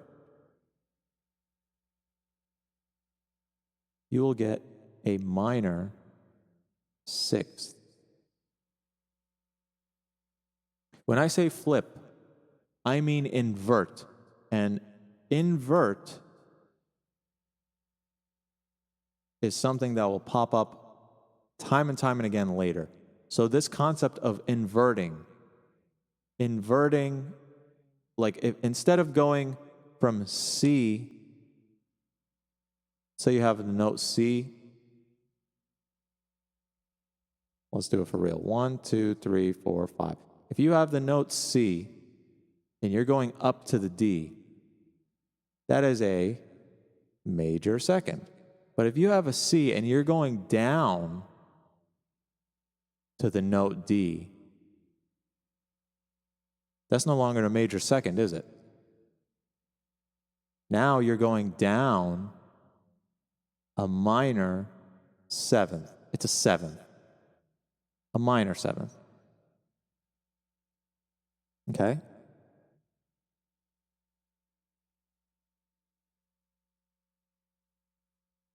Think about it like this. So, if you have the key of C, and you got a note C right there,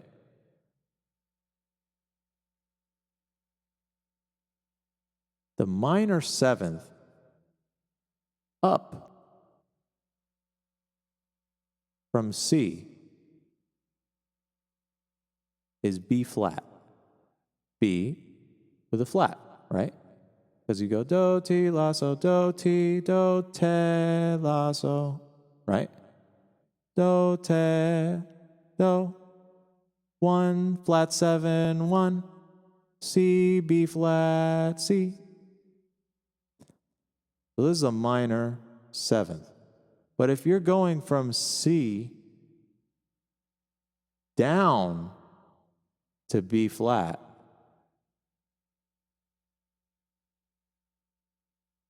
that's a major second.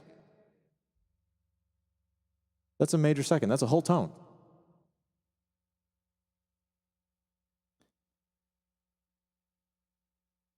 So this trick of inverting intervals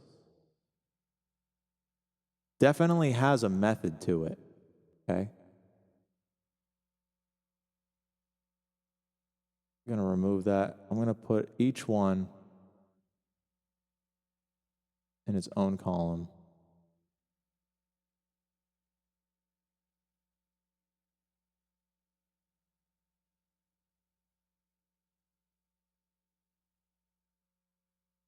I hope you're seeing the pattern here. I'll highlight the pattern in a second. And then the tritone is simply the tritone. So can you see how the tritone, if you're familiar with intervals, are equidistant from each other? These are equidistant. The perfect intervals become each other. The perfect fourth is a perfect fifth. And you'll notice that 5 plus 4 equals 9. 3 plus 6 equals 9. 6 plus 3 equals 9. 2 plus 7 equals 9. and 7 plus 2 equals 9. And 8 plus 1 equals 9. Anytime you flip an interval, you're using a rule of 9.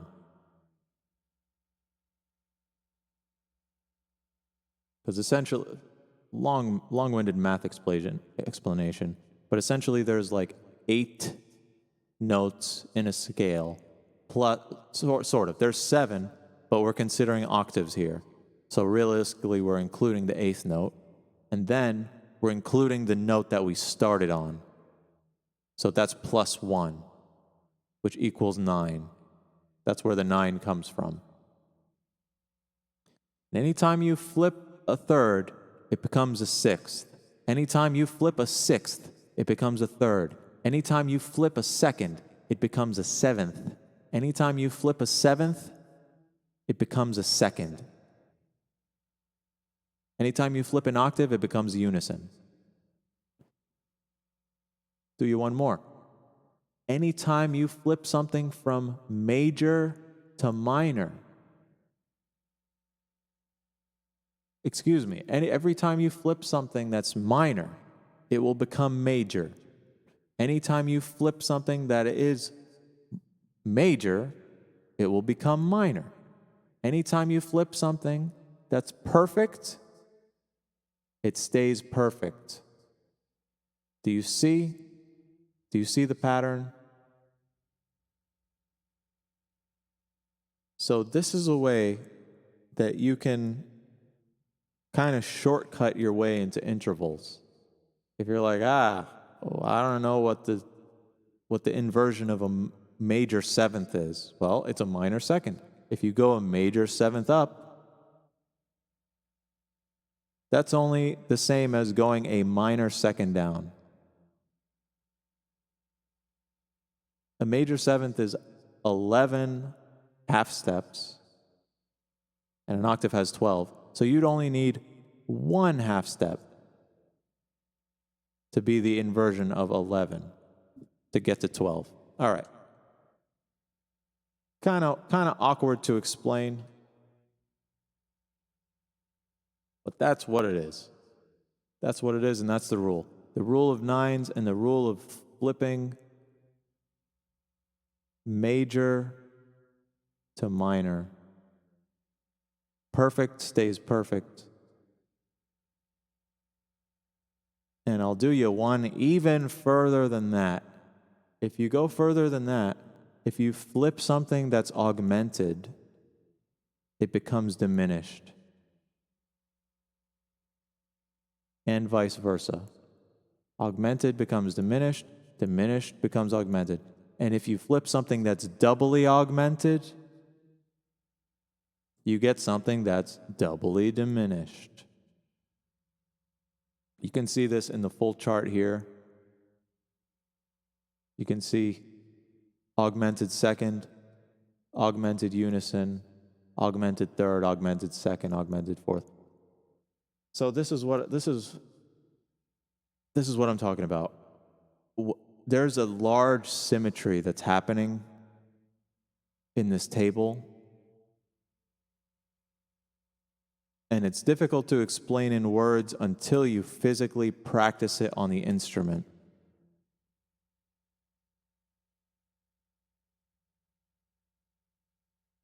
When you alter, so to go just a little bit further than that, when you alter something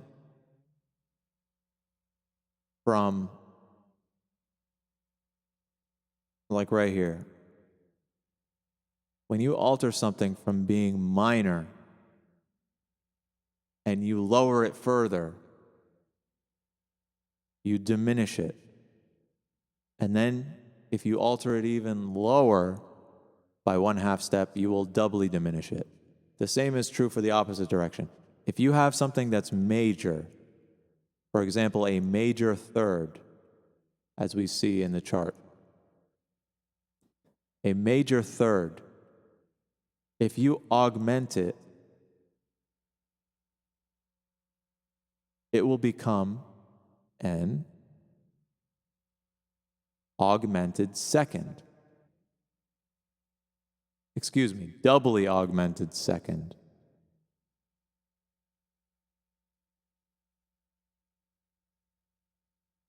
I hope you can see what's going on here. When you take an interval and you alter it to be diminished, if you diminish a minor third, sort of, if you take a minor, if you take a major third and you lower it, it will become minor third. If you lower it again, it will become a diminished third, which is the equivalent of a major second. If you diminish it yet again, a doubly diminished third,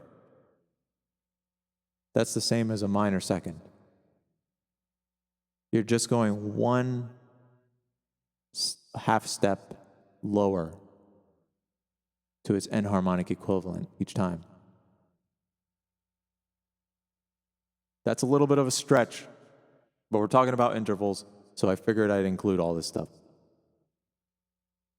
The perfect intervals are right in the middle, and you kind of skip over major or minor. If it's a perfect interval, it cannot be major or minor. If it is a major or minor interval, it cannot be perfect. So when you start from a perfect interval and you want to alter it, you will jump right to the augmented. When you start from a major interval and you want to diminish it or lower it, you will skip over the perfect modifier. When you start with a minor interval and you want to alter it upward, you will also skip over the perfect interval. The perfect interval is separate from the major and the minor modifiers.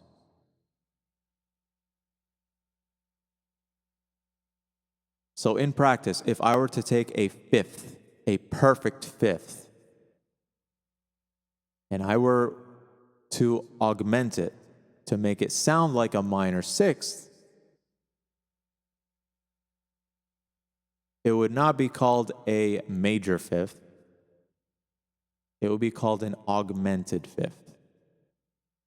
And if I were to augment it even further to make it sound like a major sixth, it will be called a doubly augmented fifth. Okay? That's a little word and trick about intervals and their modifiers. Okay?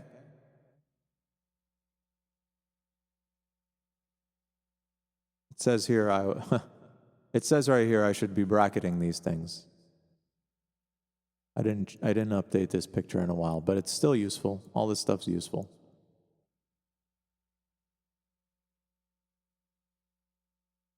Okie dokie. Is there anything left to talk about intervals in this chapter? Not much else. They talk about consonants and dissonants. What I want to talk about before we get into consonants and dissonants is this stuff, this interval stuff, all this interval stuff. Practice that for the love of God. Don't just practice this on paper. Practice this on your instrument. Practice it when you're playing. See if I can get a bigger screen here. When you're playing,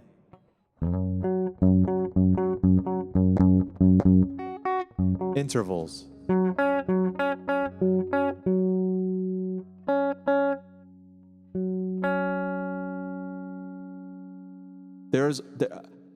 I'm going to go on to say that there's no way that you'll understand intervals without actually having a little bit of practice playing different intervals. So this is a perfect fifth, and this is a minor sixth. This is a major sixth. This is a minor seventh. Major seventh. Octave. Seventh, octave, minor seventh, minor sixth, perfect fifth. Octave, minor seventh, minor sixth, perfect fifth. I'm trying to tie it in with the last example that we used. These intervals.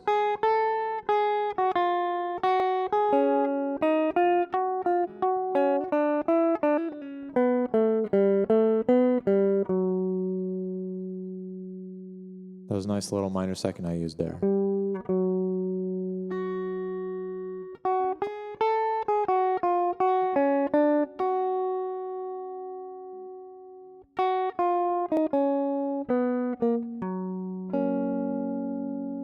When you're playing with intervals, just knowing that a perfect fifth going up to a minor sixth is not always necessarily a minor sixth. This minor sixth can be classified as something else. Sure, if you have 1, 2, 3, 4, 5, 6, that can be a minor sixth. But you can also have 1, 2, 3, 4, 5, 6. Excuse me. 1, 2, 3, 4, 5. A whole tone scale. 1, 2, 3, 4, 5. Now, this minor sixth that you thought was a minor sixth, even though it feels like a minor sixth, and it may sound enharmonic to a minor sixth,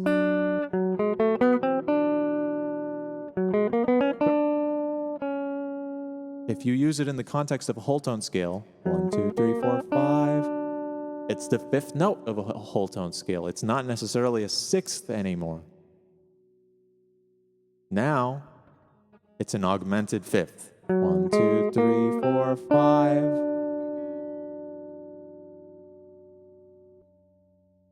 So that's where the purpose of these different names comes in. When you're using altered scales, when you're using weird different enharmonic structures like that,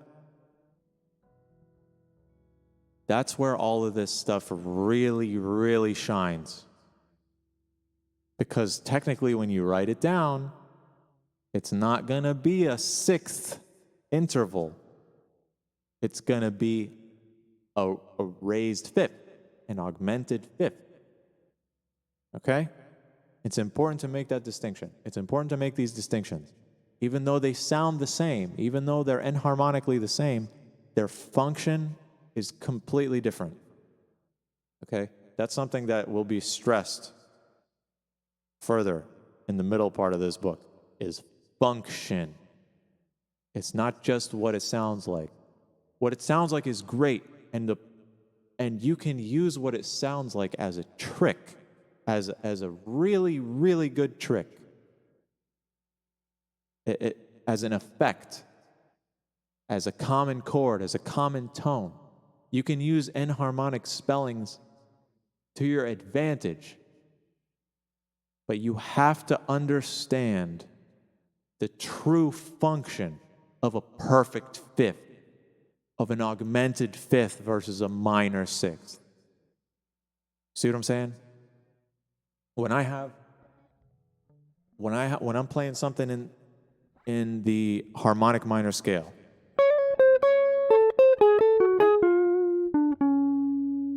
this interval right here,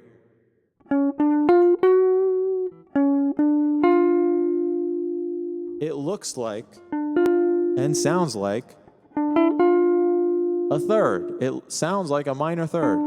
It has the exact spacing of a minor third. But is it a third in the context of a harmonic minor scale? No, it is not. It is absolutely not. It is a augmented second. Because you're moving from one note of the scale to the very next note.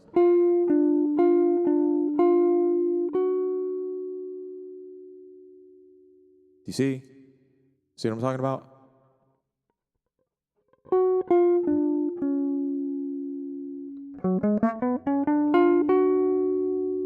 A harmonic minor scale contains that very unique interval of a augmented second. And when you build a chord on top of that, it's actually really funny because it's an augmented second and then a minor third on top.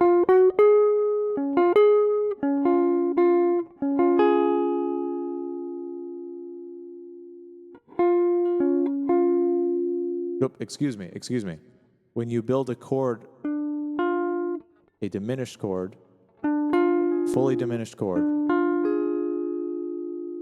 people will tell you, oh, diminished chords is just built upon minor thirds. That's not true. That is so not true. It's almost true. One of those intervals is not a minor third. It is an augmented second.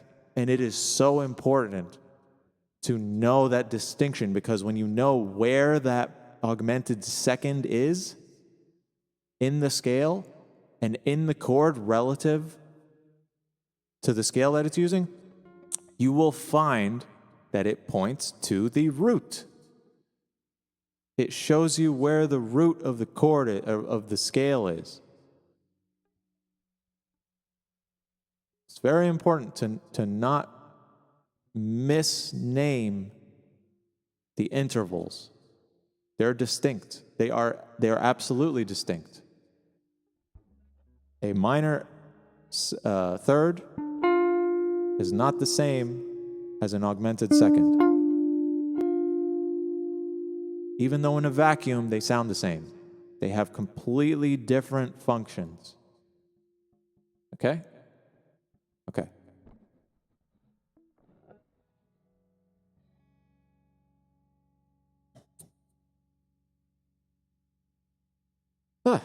The final thing I'll talk about here is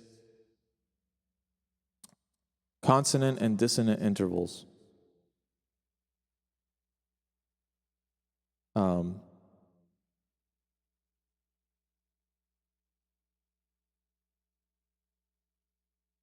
Just to touch that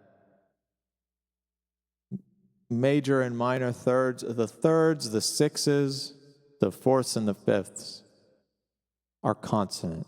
They sound nice because a third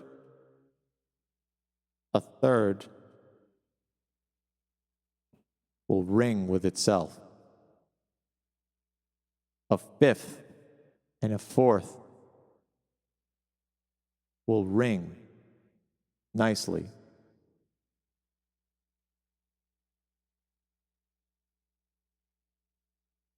A sixth tends to ring nicely because a sixth is just an inverted third. A fourth and a fifth work because they're inversions of each other. If the fifth works, then the fourth works too. If the fifth sounds consonant, the fourth sounds consonant too. Not all at the same time, but let's make a little better diagram here.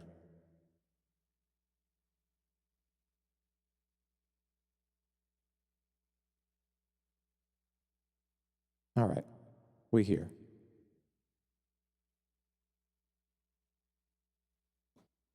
So a fifth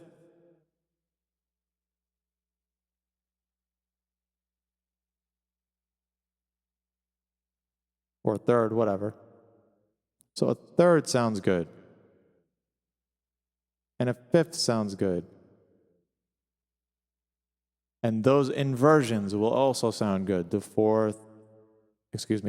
I'll go with the sixth because it's an inversion of the third. And then the fourth sounds good too.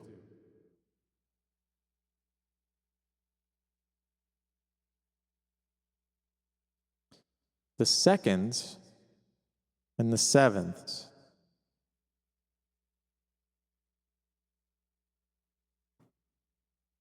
The seconds are very dissonant. excuse me, there's one more. The unison. I forgot the unison. The unison and the octave, of course, they're going to sound good. Unison and the octave, of course they're going to sound good. They're exactly the same pitch class. They're going to sound consonant.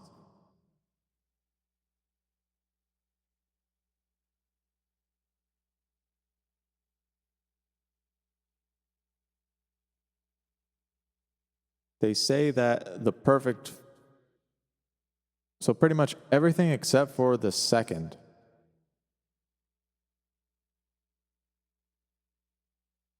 Yeah. Actually, they're being really picky with their words. They say all major and minor thirds, sixths, and perfect fifths and octaves are consonant. The fourth, this bad boy, is dissonant in the bass. When it occurs in the bass, it's dissonant. So you'll kind of hear that. The reason for that being the harmonic series and whatnot. I can actually delve deeper on that. When you hear a perfect fifth, you're almost hearing a perfect fourth in the sub-octave.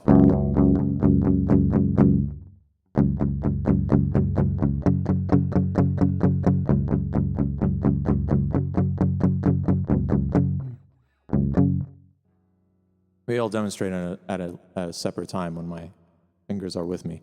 But a lot of metal players will use this trick. If they're running out of frets in the lower octave, do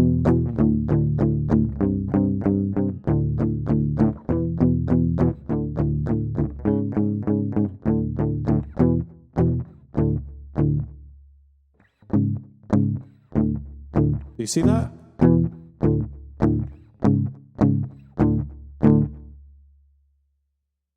I'm technically playing higher notes there, but it sounded like I was playing a lower note than I even have space to play.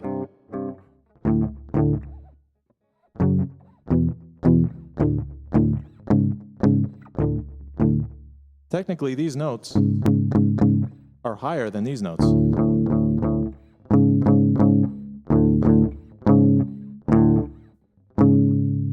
But since I'm inverting them, it's fooling the ears. Right here, I'm playing a perfect fifth in the octave.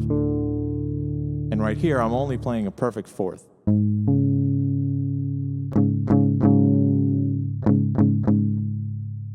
Even though these notes are higher than these notes,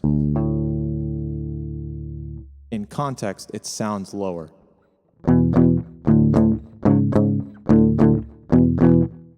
Isn't that funny? Isn't that a funny little trick?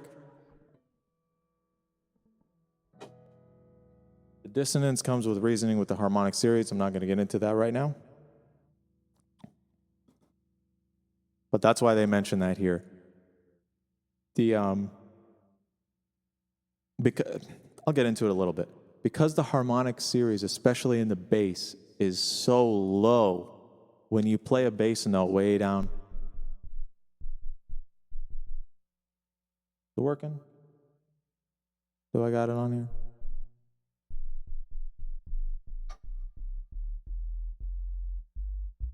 Unsure why my keyboard is not working, but whatever. When you play a note that's super low, its harmonics are low as well, within the range of human hearing. When you play some note that's super high up, the harmonics are also super high up. It just sounds like ear candy. It doesn't really sound like anything special. It just sounds like a character. But when you play a bass note super low, those harmonic frequencies that are occurring in the harmonic series almost become notes themselves. They're so strong and powerful.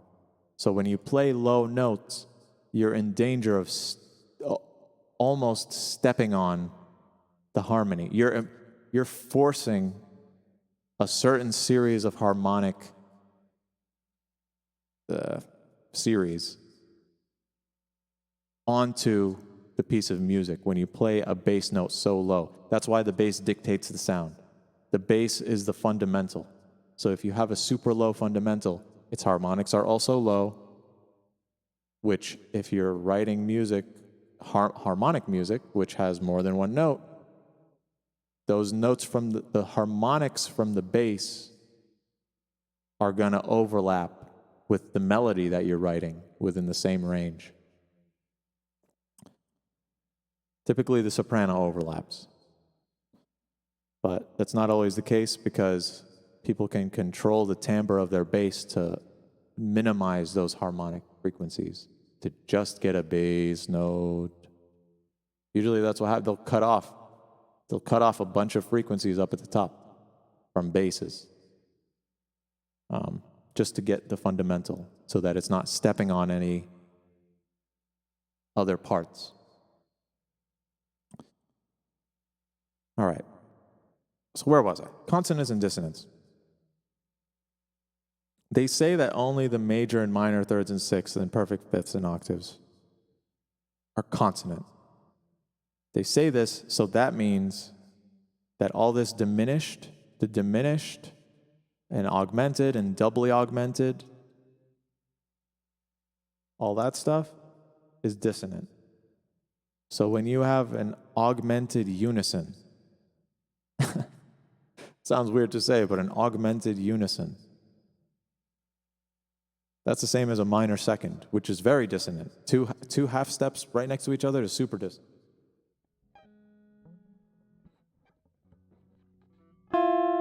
That's very dissonant. Even a whole step away is pretty dissonant.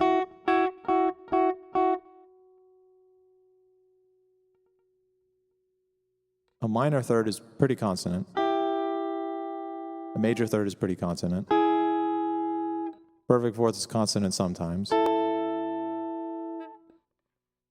A tritone, in my opinion, is very dissonant. It can be both. Perfect fifth is very consonant. Minor sixth is consonant. Major sixth is consonant. And then a major seventh, pretty dissonant. That was a minor seventh. And then a major seventh is very dissonant as well.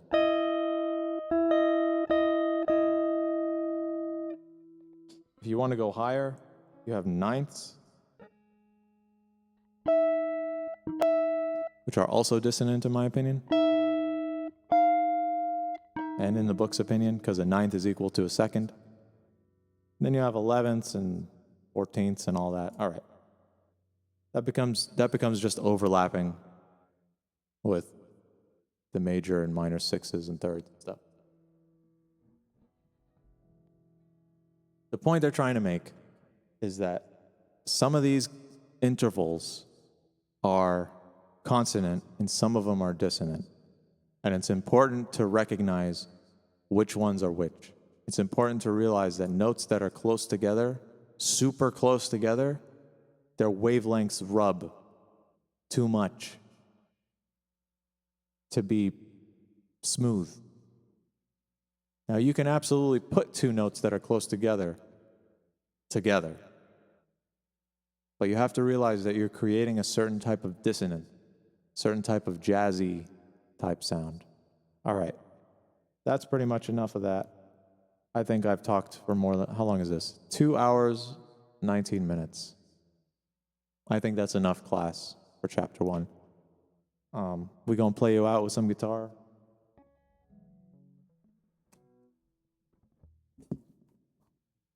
I hope you guys enjoy the lessons.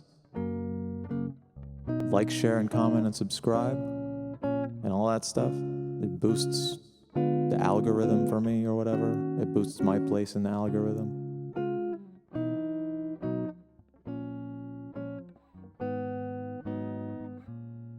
I hope I'm helping somebody by making these videos.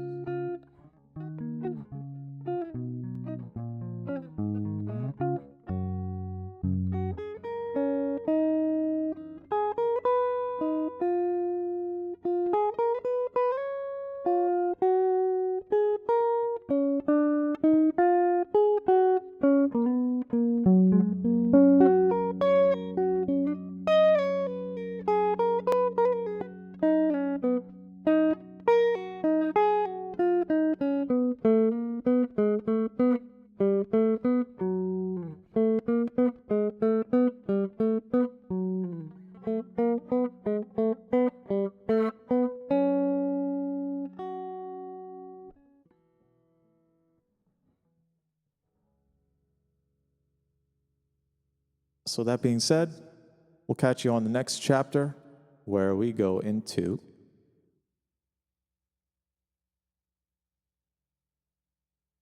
Chapter 2, Elements of Rhythm. We're going to be talking about rhythm, boys. Going to talk about how to write rhythms, how to properly notate rhythms, stuff like that. It's going to be fun. Fun stuff. Fun stuff. For sure, we could have dove a little bit deeper into some of these subjects, but I didn't want to make the video too long. It's already too long as it is. Stick with me, boys. I know we're learning. Chapter 2. See you in the next one. Elements of Rhythm.